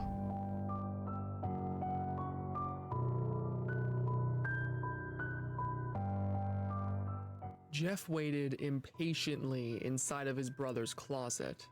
He could hear the officers pestering Lou with question after question, completely unaware that the man they were looking for was a mere room away from them. They had led Jeff to his brother's apartment. They had no idea that he was still there at the scene of his last crime. The corpse of his latest victim was still fresh, another fake Lou to add to the pile. Jeff knew if he'd followed the officers, they could bring him to the real one with time. He was well aware of his own notoriety and used it to his advantage. He laid in wait, watching from the darkness as the two officers speculated over his murders. Low-key, pretty smart. Apparently, the fake Lous that got away started talking, and with that, they would give the officers the lead they needed. To some, this would seem like a setback, but to Jeff, this was his perfect opportunity. Those fake Lous would lead Jeff right to the real one, and they didn't even realize it. When he'd arrived at the apartment complex, Jeff could barely contain his own excitement. There, standing before him inside his own concrete coffin, was the brother he'd been searching for. After 2 painful years of hiding in the darkness, planning his next move, finally it would all come to an end. Jeff made quick work, climbing in through the window to the real Lou's bedroom. He was lucky the officers arrived when they did. It gave him the distraction he needed to slink inside. He made his way into his brother's closet with ease and simply waited for the moment the officers would leave. As he listened through the walls intently, Jeff could hear his brother's account of the night he failed once again to accomplish his life's work. The very thought of it drove him mad. Jeff began fidgeting with his lighter once more, the images of beautiful burning flames dancing through his mind as he attempted to calm himself. What he would give right here, right now, to see this entire building up in flames, but he couldn't afford something so grand. Not this time. Lou had evaded him twice now, and Jeff's obsession with completing what he started began to eat away at him. Those fake Lou's didn't help either. They popped up around every corner, fake Lou after fake Lou, purposely put there to throw Jeff off his brother's trail. How selfish could he be to sacrifice so many people just so he could live a little longer? He Oh my fidgeted God. with the lighter more and gritted his teeth at the thought. How selfish, he repeated over and over in his mind. I'm sorry. The narration for the Jeff the Killer one, it's so good. Like the way he wrote Jeff's part, Jeff's chapter. Oh my goodness. The thoughts nearly consumed him completely until he was snapped out of it by what sounded like the officers finally taking their leave. Jeff could hear the door shut behind them, and soon enough, his brother stumbled into the room and laid in bed. Finally, Jeff thought. His life's work was now mere feet away from him, and Lou didn't even realize it. The excitement felt like a raging fire within Jeff's chest. His palms sweat, his heart pounded, his eyes burned as tears of joy formed around them. But he had to contain himself. He had to wait. Wait until Lou had fallen asleep. But that moment never came. Jeff watched for what felt like hours as his brother tossed and turned in bed, and then he watched as he slowly sat up, glancing around the room as if something was off. Jeff was confused. What could possibly have tipped his brother off? He was completely silent and fought off his urges to show himself right then and there for the sake of subtlety. What could it have possibly been? Jeff deliberated over this question until Lou, unbeknownst to himself, answered it for him. The window. Jeff was so eager to get into the house that he never closed the window. Why does he always forget to close the window? Jeff! Not that I'm rooting for him, but Jeff, you've left the window open on multiple occasions, I think. It's a miracle you haven't been caught. This was an oversight he'd made before, his own eagerness often being his worst enemy. How could he have done this now? How could he have made such a simple mistake when he was so close to perfection? As his brother rose from bed to close the window, Jeff could see him looking around for something that seemingly wasn't there. A weapon? Did his brother bring a weapon? A sharp pain suddenly jolted through the side of Jeff's throat, memories from that night forcing their way back into his mind. The rage began to boil in the deepest pit of his stomach once more. He could barely control it this time, opening the closet door but a crack as his brother went to close the window. The door let out a small, shrill creak, and Jeff saw Lou freeze up. His cover was blown. No matter how hard he tried to recover from this, now was his time to act. He could see Lou slowly turn to meet he's his in the gaze, closet. and for the first time in 2 years, Jeff could see the terror in the real Lou's face again. You found me, he said, barely able to contain his own excitement. This was it. The moment where everything would come to an end. The moment he'd waited so long for. Jeff slowly crept out of the closet to meet his brother face to face, and without a moment of hesitation, he saw Lou fling the door open to his bedroom and run out. Jeff gave chase, giving his brother a head start before pursuing him into the kitchen where he saw him standing over the iron. See, Leo's got survival instincts. As soon as he saw him, he fucking ran. Okay, Leo's got real survival instincts. Like, not even like a second after he saw him, he just literally bolted out the room. Island. Jeff turned him around and a struggle broke out between the two. Lou put up a good fight, but Jeff was always stronger. And soon enough, he had his brother pinned down in a similar manner to when they'd last seen each other 2 years ago. Jeff laughed to himself as Lou attempted in vain to shove his brother off of him. He pulled out the box cutter that Lou had stabbed him with all that time ago and raised it over his head, ready to finally end this once and for all. But something distracted him before he could swing down. The light glint of metal in Lou's hand. Oh. A knife? When did he get his hands on that knife?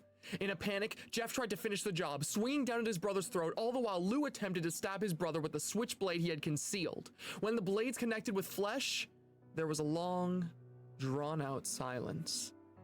That day, only one of the two brothers walked away alive. Ah, fuck you. No!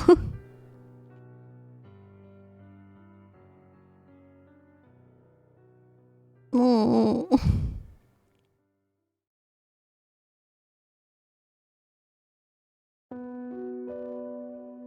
Fuck you. Don't do that.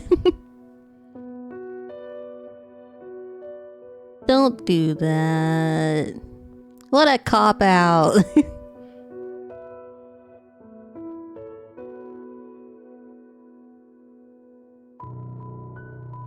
Wait.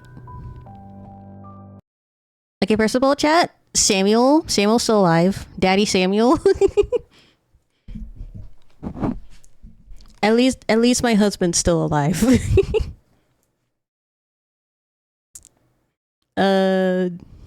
Zachary did the narration, Liu and Jeff. Oh!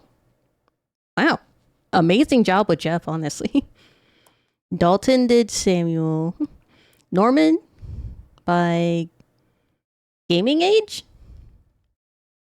Bruce by Demuted. Ashley Rytos. Isn't Rytos that Minecraft? Not Minecraft. FNAF YouTuber? I might be confusing it. Jonathan was by Damien Lee. Yeah. Oh, actually? Okay. Margaret Woodson, Troy, David Barron, and Keith Micaiah. I hope I said that right.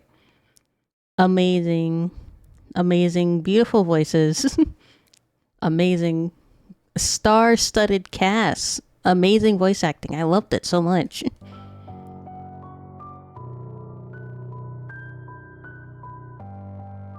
This is amazing. Great narration, great art.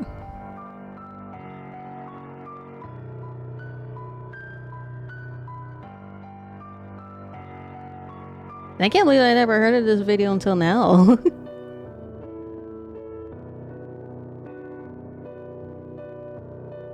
I'm glad you like your recommendation. It was a great recommendation, Sabujo.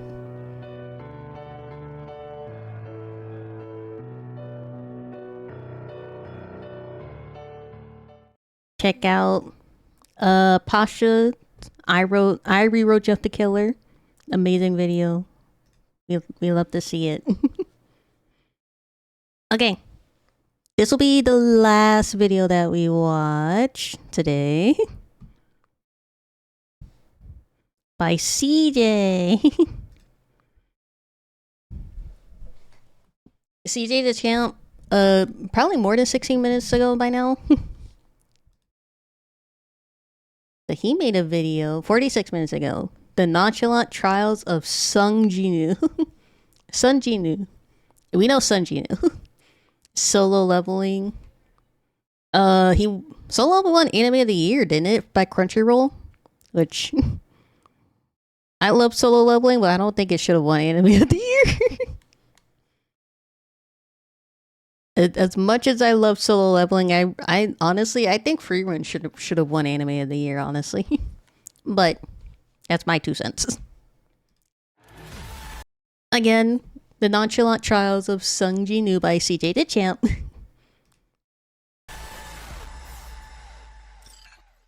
Finally, after many trials and errors, an entire video corrupting on a man, leading to the worst crash out he's ever had in his life. I hate when that happens. His fucking door and redoing an entire video from scratch. Aww. Alrighty, ladies and gentlemen. I hate when that happens.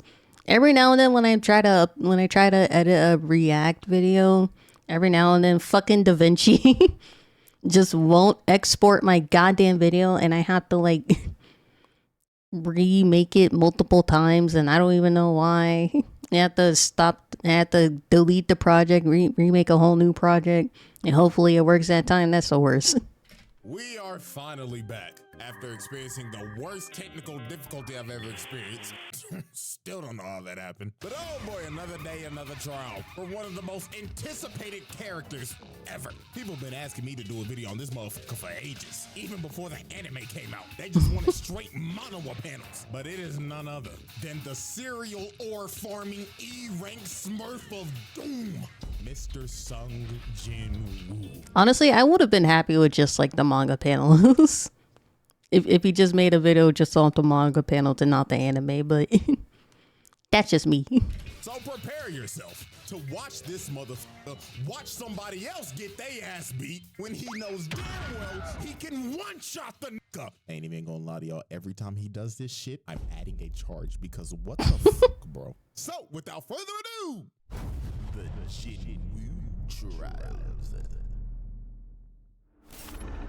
Okay, in Jinu's defense for that, I think he kind of wanted to see if they would be able to handle it themselves. He did stop them before they died, so that's a little bit of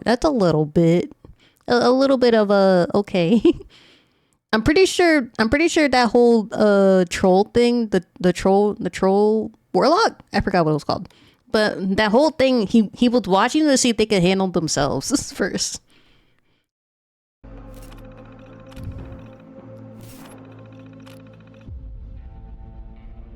Alrighty, ladies and gentlemen. So before we actually dive into Exhibit A, let's get a little context on Mr. Not the belly Jin flop. here. So, in the world of solo leveling, Earth turned into an action RPG. These things called gates started opening up in the world, and inside of those gates were your typical dungeons. Now, when this happened, there were humans who awakened abilities, and they were called hunters. Now, these hunters had a ranking system for how strong you were. S rank to E rank.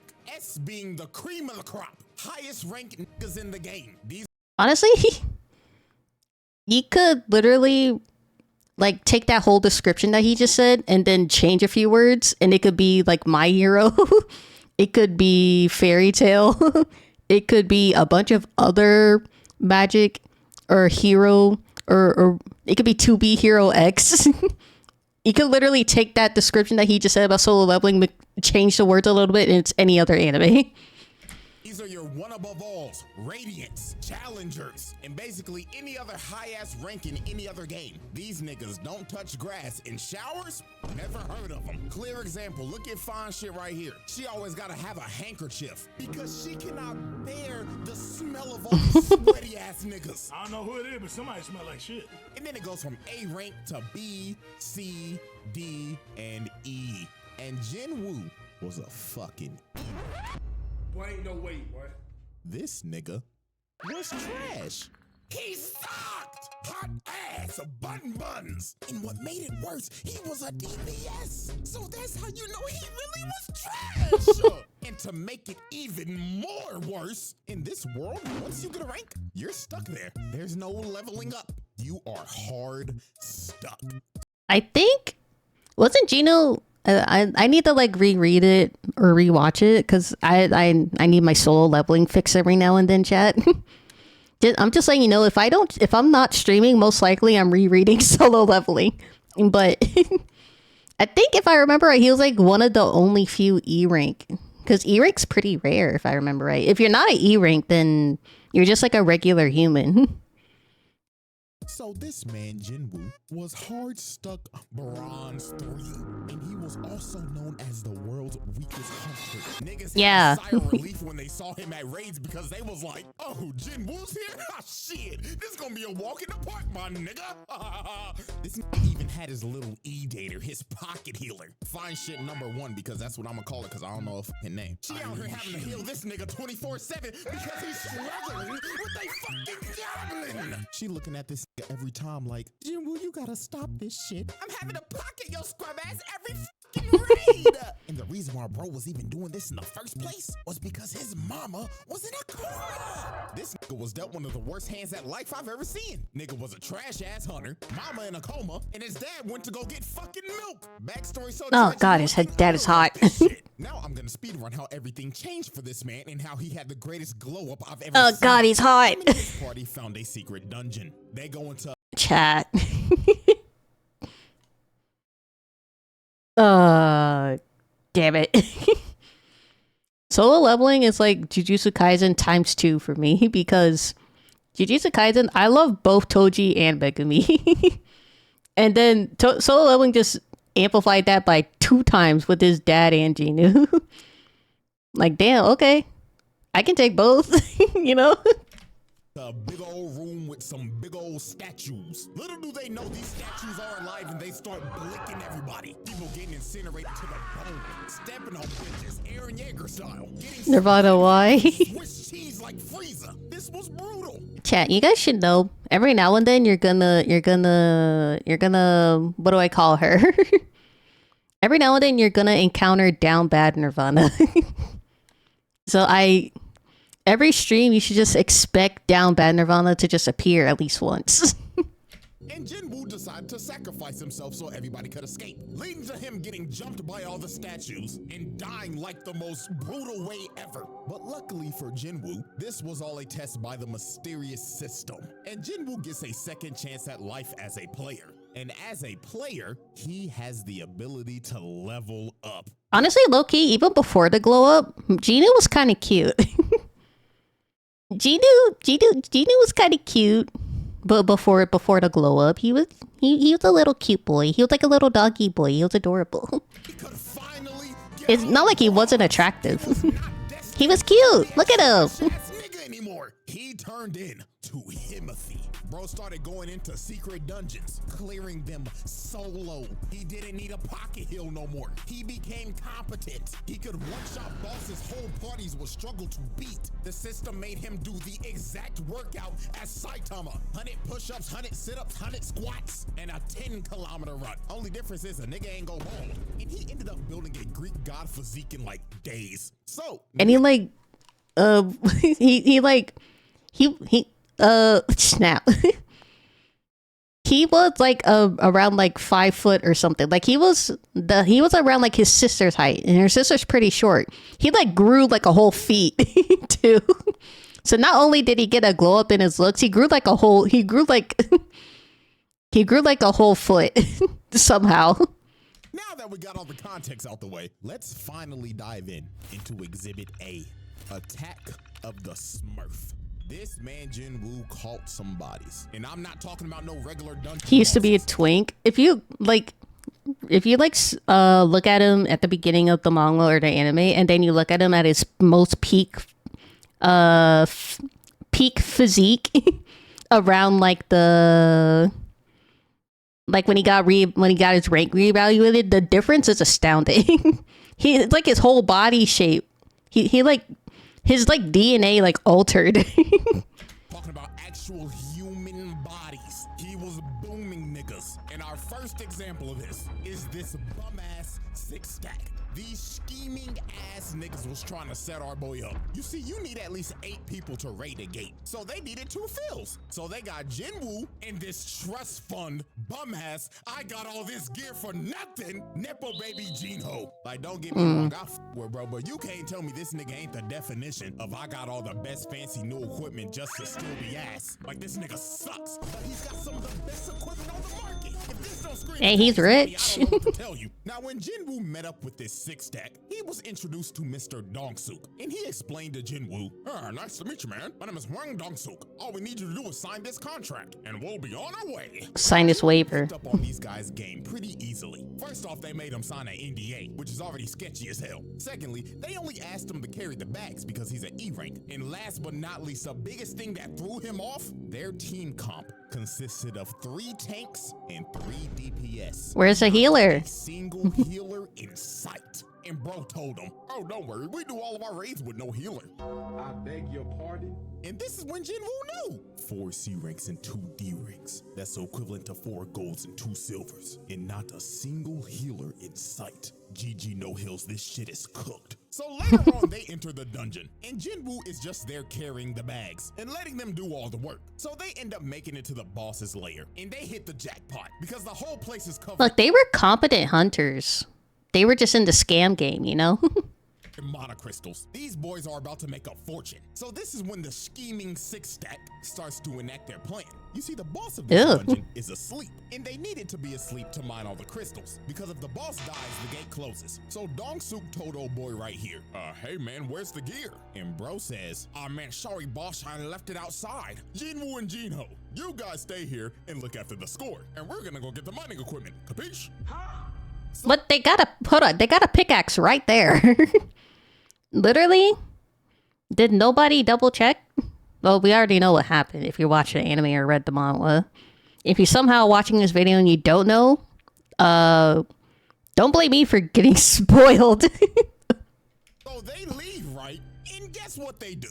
They blow up the entrance to the boss's lair, leaving them trapped in there. So yeah, this 6-stack is a bunch of con men crooks, because their actual plan was to trap them in there and wake the boss up with the explosion so the boss can then eat them and go to sleep after a good meal. And this would allow them to come in and mine all those crystals. So they literally use these boys as bait. These are some crooked ass niggas. But oh, how little did they know that the E rank that they had holding their bags was a Smurf of Doom. Jinwoo cooked this spider in a minute tops. Like, dog, I hate spiders, but this classifies as animal abuse. Look at what he's doing to the thing. He's butchering that. Oh my goodness. You know, trust fund baby looking at bro like, what the fuck? Who is this demon on my team? I mean, low-key. This is exactly what I do when I see a spider or any sort of bug in my room. I just grab the nearest object, whether it's my shoe, whether it's a book, a fucking pillow. I'll grab literally anything and just like hit it multiple times until it dies. So like, if I had a flamethrower, I would torch any bugs that enter my room. He just cooked a boss by himself. Bro, just use Clump. He picked up the bags. They said, hey bro, let me carry your shit. You're the boss, right? You need some water, my nigga? I know you're tired. Sure. Yeah, drink it all up, boss. And just off of this moment, This rich motherfucker became his biggest glazer. So then later on, the scheming six stack come back. And they were surprised the boss is dead. So they thought Jinho killed it because he has all this expensive gear. So bro told him, kill Jin Woo and we'll let you live. But Jinho was like, nah, I ain't fighting him. He might fuck around, kill me before he kill y'all. So they get ready to jump old boy. And while they're walking towards him, Jin Woo gets the urgent quest. And the system tells this man, the kill. These niggas. All 6 of them, boom these bums. So this mage ends up blasting Jin Woo and sends bro into the wall. But that attack was straight futile. That shit just tickled. I still need to watch Sakamoto. I'll watch it after stream. The nigga. Bro got up and was like, oh, thank you for that. I had this crook in my back for like a month, but that little massage that you just gave me finally fixed it. So allow me to return the favor. So they looking at bro like, what the fuck? This guy delusional? So the ginger right here walked up to Jin Woo and was like, oh my god. Chat, I think this is like one of my favorite moments in either the manhwa or the anime. Like the way he just effortlessly kills this whole group. Spoilers somehow. The way he just effortlessly kills this entire group. Like the next scene, he just casually slices this man's head off, or he slices his throat, and it was so fucking cool. It's like one of my favorite moments in all of Solo Leveling. Let me give you a reality check, man. You're a bum-ass E-rank, bronze 3. What the f you gonna do to us, huh?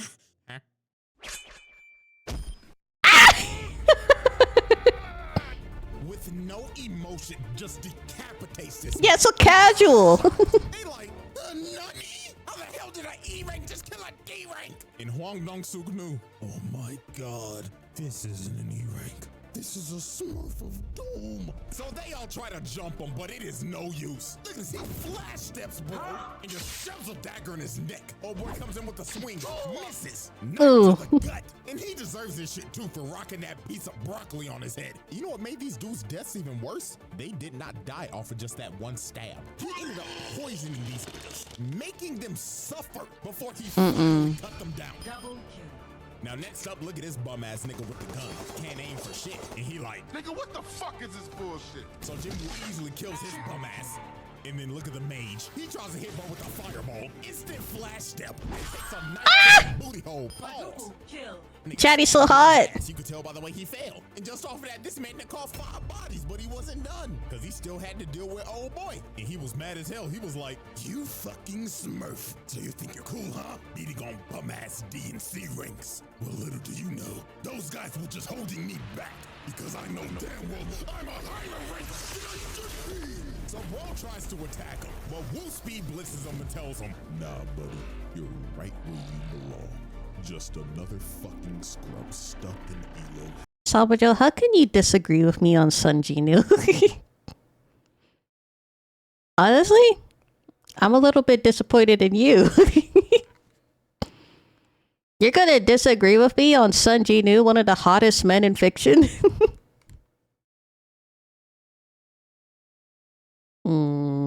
Your streamer's disappointed in you. Face plants this bum. And at this point in time, old boy started rethinking his whole life. He even started begging the bro like, oh, hear me out, bro. Listen, we could be a duo queue of hell. Me, you, we'll be unstoppable. You are worthless. Hotter than Levi? I said he was one of the hottest. I didn't say he was the hottest. He's up there on my list. Levi's probably top though. Bitch ass nigga. Cause what do you hear? Levi gets a couple points off because he's short. I think he's about my height, but I acknowledge that he's hot. But so he's up there. To worship me, kill yourself. Please hard carry me. I swear to God.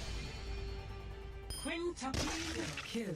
This man just wiped the whole team, dropped off all 6 of them, sent them back to the lobby. But these were not the only human bodies Wu called oh no, because the next victim on this man's list was Mr. Taeshik Kong.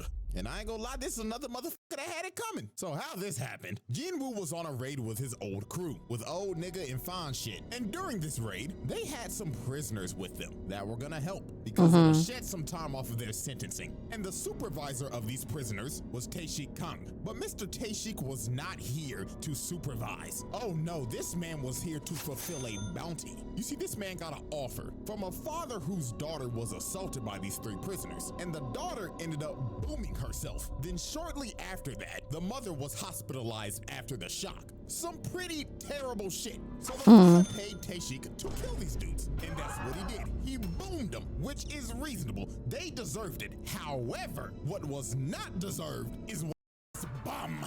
And at this point in time, old boy started rethinking his whole life. He even started begging the bro like, oh, sorry, chat. Hear me out, bro. Listen, we could be a duo queue of father paid Taeshik to kill these dudes. And that's what he did. He boomed them, which is reasonable. They deserved it. However, what was not deserved is what that Amanda clip is so funny. They were at the wrong place at the wrong time. They saw old boy boom these niggas. So guess what this maniac did? He kills old boy and the old nigga. Then when Jinwoo and everybody else found the bodies, this maniac tried to sneak them until Jinwoo stopped him at the last second. And just look at this crackhead talking like, oh yeah, I love that. Her brother got hypnotized by Gina that she rewinds the video. I actively reread Solo Leveling like on a regular basis, chat. Like I said, most of the time if I'm not streaming, I'm most likely rereading Solo Leveling for that week. The thrill of the kill. So what should I do first? Should I dive your backline and kill your healer? I mean, you're not gonna protect a poor bitch. And my God, this is Jinwoo's first offense of letting somebody get they ass whooped when he can clearly whoop that nigga's ass. So Unk told Jinwoo, hold on there, young player. Let the OG handle this one now. Now, Kang was a B rank hunter and Unk was a C rank hunter. And also, you can't forget Unk has 1 arm. And before one of y'all say, but usually characters with 1 arm are usually strong. Hey, guess what? Now he held his own if I remember. built like Shanks. This is just a regular nigga with 1 arm. So woo, why the fuck did you let Unk fight this nigga? Why? So you could read your opponent, so you could download him to beat him later? Like, nigga, you could download his ass while fighting him. But nah, you decided to let Unk get that ass whooped. You got fine shit over here falling to her knees, panicking for her lifeline. Oh my God, we're gonna die. You literally let this nigga get hit by a judgment cut. Nigga popping off, blood think he Virgil. So when OG was about to die, Jinwoo finally decided to save this man. But I don't care, too little too late, bro. Hit that nigga with the Jinwoo special. Watching this nigga get his ass beat just so you could pull up cold as shit. Fucking serial ore farmer, bro. Now, Taeshik Kang wasn't an idiot like the 6-tack. This man knew off the rip, he ranked my ass. You're smurfing like a motherfucker. You know you can get reported for this shit, right? Now, this fight for Jinwoo was a mirror match of hell because both of them have the same dual blade dagger build. So at the end of the day, this is an ego off. The person who wins, He is charging him for aura farming. So these boys start to dance and everything is just straight equal. Equal speed, equal technique, equal power. Typical things that you're gonna see in a mirror match. But everything changed when Jinwoo got that notification and the system said once again, lock the f in and boom this nigga or I'm stopping your heart. So this man start hitting the Goku hop, loosening up the bones and muscles to whoop this nigga ass. So Jinwoo blitzes bro at the speed of sound and lands a cut under his left eye. And that nigga Taeshik was stunned. He was like, holy shit, was this motherfucker just warming up? Indeed he was. And that cut that he landed poisoned the left side of bro's face because Jinwoo's daggers have that poison debuff. But it was just gonna get worse for bro from here. Jinwoo started blitzing the hell out of bro, started putting him on his toes. But Taeshik ends up using his passive ability, making him go invisible. And he ends up slicing Woo in the ankles. I know that had to be painful. If you was hitting the ankle by a razor scooter, up the pain level by 10, and that's the hit that Jinwoo just took. And that man Taeshik was talking shit. He was saying, yeah, it hurt, don't it, fuck nigga? Go on, call out to your healer. Go to your back line and get some heals like the bitch you are. But Jinwoo just looked at bro dead in the eyes and told him, born again! Just look at his face, man. He knew it was over. Bro can heal himself. And he has a spare healer in his backline. It's over. At this point, just vote to surrender, my nigga. Just get it over with. So it was all over. Jinwoo activated that murderous intent. This man emitted so much of his aura. It invaded this man's psyche. And before he knew it, he had a dagger shoved in his heart. And all he saw before the lights went out was this man Woo ore farming over his body. Is that another charge? Getting fucking teabagged or a motherfucker ore farming over my dead body. But with that being said, Tashika Kong became the 7th victim to be Swiss cheesed by the Smurf of Doom, the Jinwoo Trials. Let me see if I remember how many more kills he had. Oh, he had that one guy when he was getting revenge for his brother. Do the monsters count? Because he killed the elf when he tried to take him in or to arise him. Wait, he didn't kill the queen. I'm pretty sure the other guys killed the queen. If he did kill the queen, then I'll add that. Anyone else? I need to reread it. It's been a while. But he has a handful more kills on him. Exhibit B. Scrapping with a Souls boss. Now this man Jinwoo is not new to fighting crazy ass dungeon bosses. I mean, this is the same dude who fought and killed a Cerberus. This man killed Hades' 3-headed dog and lived to tell the tale. That is insane. But there was one boss that put so much belt to ass on this man. Low-key made him rethink this hunting shit. Egress! It was none other than the 7-foot big-bodied Egress the Blood Red. Motherfucker look like he just jumped out of Dark Souls 3. I think Egress is my favorite shadow, honestly. And this was the ultimate test for Jinwoo. Egress looked at bro and said, "Are you a real nigga or are you a phony?" He's the OG, man. So Egress speed blitzes Jinwoo, and just from the first strike, bro destroyed a whole pillar. He was not playing with bro. Then he strikes again, and Jinwoo blocked it. But that strike had so much force, it sends him across the throne room, and 1 second later, he's already on his ass. Didn't even give this man a chance to breathe. And by God, Jinwoo was trying everything. Bro was throwing multiple strikes, but Egress had Ultra Instinct. But Jinwoo was finally able to land a hit, but it did no damage. Bro's armor parried it. Then he... You know what my favorite part about solo leveling, chat, is when he actually has opponents that like match him in his strength. But like there's like a good part of the story where he's just too overpowered, you know? Like everybody he has no equal. I think there are like a handful, but I don't think he ever fights them. So my favorite moments in solo leveling is when he is obviously overpowered, but when he finds opponents that match his power and he is struggling.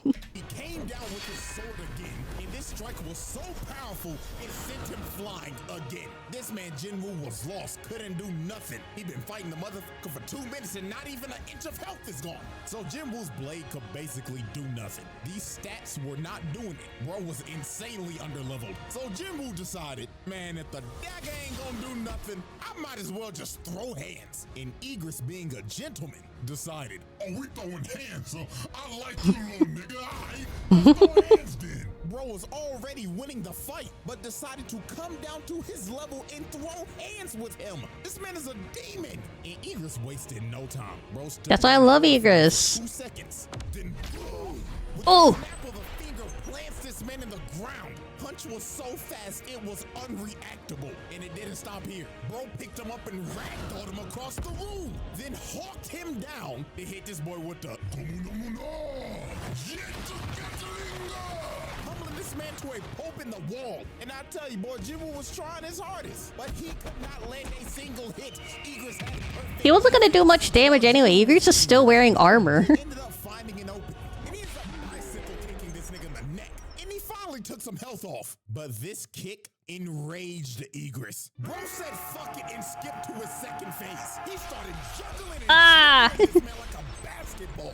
Look at this in slow motion. Uppercut to the gut, then to the Ugh. back, while making him flip mid-punch. Then another Ugh. combo. Then he hits the Dragon Ball Ugh. double hammer fist slam. Then sends him flying with the haymaker. And dog, at this point, it just looked like Eagles was playing with a new toy he got for Christmas. Bro, How does he not have any broken ribs? And look how he just conveniently landed on the throne. Then this man Egress walked up to him like, "Come on, bitch ass nigga. Show me that you worthy of this throne. Or sit here and die like a bitch." So Egress uses the force to call his greatsword and swings at Jinwoo. But Jinwoo enhanced his body to catch the sword, then summons his dagger and stabs him in the eye, finally doing some damage to this man. And this is when Jinwoo just awoke that dog in him. He ended up pushing bro all the way into the wall, summoned his dagger again, then shoved it in this man's throat and said, "Nah, I'm not done yet." He starts shoving that motherfucker in there deep. Pause. But look at this. Bro started tweaking so hard the animation changed. Shoved it in his throat again. Pause. But dog, this insane lock-in moment by Jinwoo gave him the upper hand in slaying a Souls boss. Plot armor? I wouldn't call it plot armor. I would call it he finally found the weakness. Because every boss has a weakness. Like, he has openings in his armor. Like, there's an opening between the armor on his neck and on his head. So that's an obvious weakness he could have exploited had he noticed it earlier. And also the eyes, the opening in his eyes. Not gonna lie, insane work, nigga. The broken ribs. Oh yeah. IRL, and on the first try too. Well, I mean, to be fair, if this is IRL, you only do get one try. But bro proved that he was Himothy just for 5 minutes later to get jumped by 1,000 other dead homies. Not gonna lie, that's some nasty work. Y'all ain't even let the nigga heal. The Jinwoo trials. Alrighty, ladies and gentlemen, at the end of just trial 1, this man got 7 bodies, 1 count of animal abuse, 1 count of watching somebody getting their ass beat when you should be helping them, killing a Cerberus, and defeating a Souls boss. Not gonna lie, them some impressive stats for just 1 trial. And we still got exhibit C, D, and E to go in trial 2. So, Oh, there's multiple videos? Round table? Will this stat line get even more ridiculous? Spoiler. Yes.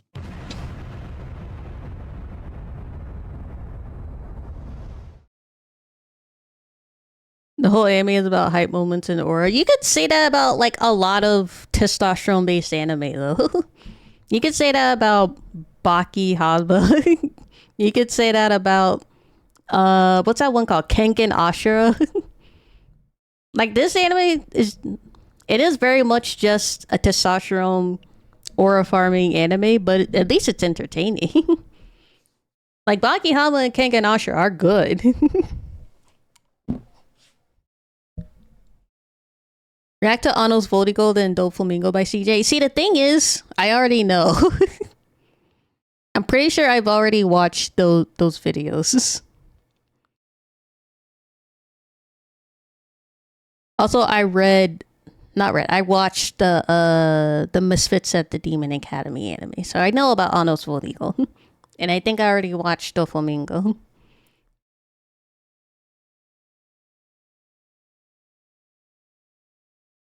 I've been watching CJ before I started streaming and then reacting to his newer videos on stream.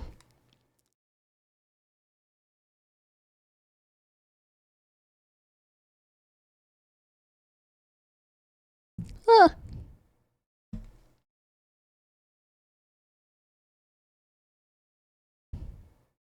Hello. Oh my gosh, Clump, you're so small. Where is he?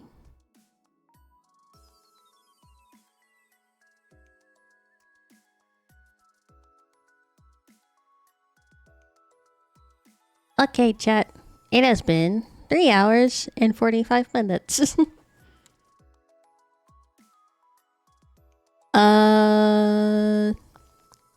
You will end it here today.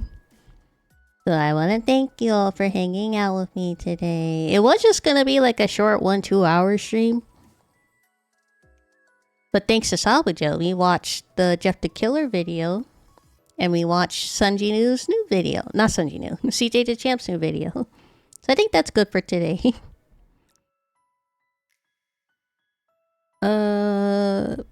Anybody live I can raid? I haven't raided in a bit. Hmm.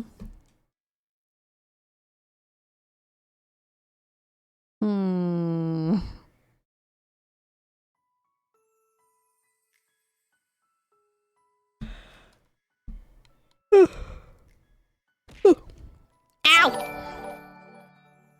Yoonhathy Fox is now following. Yoonha? Hello. I didn't know I wasn't following.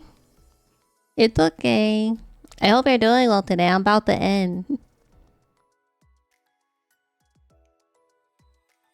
Who do I want to raid? I think I want to raid.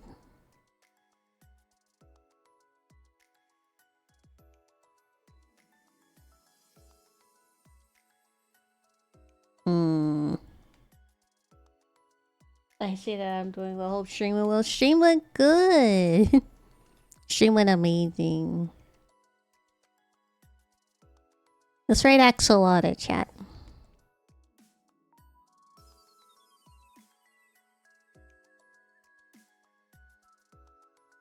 Where are they?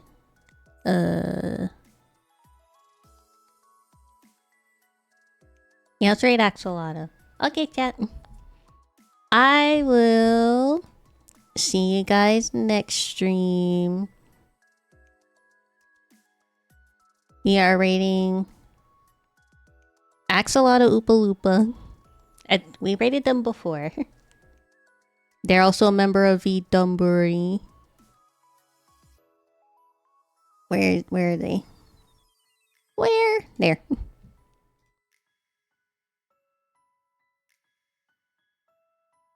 Okay. I will see you guys next stream. Most likely tomorrow. I hope to see you then. We'll do more gaming tomorrow. Bye, chat.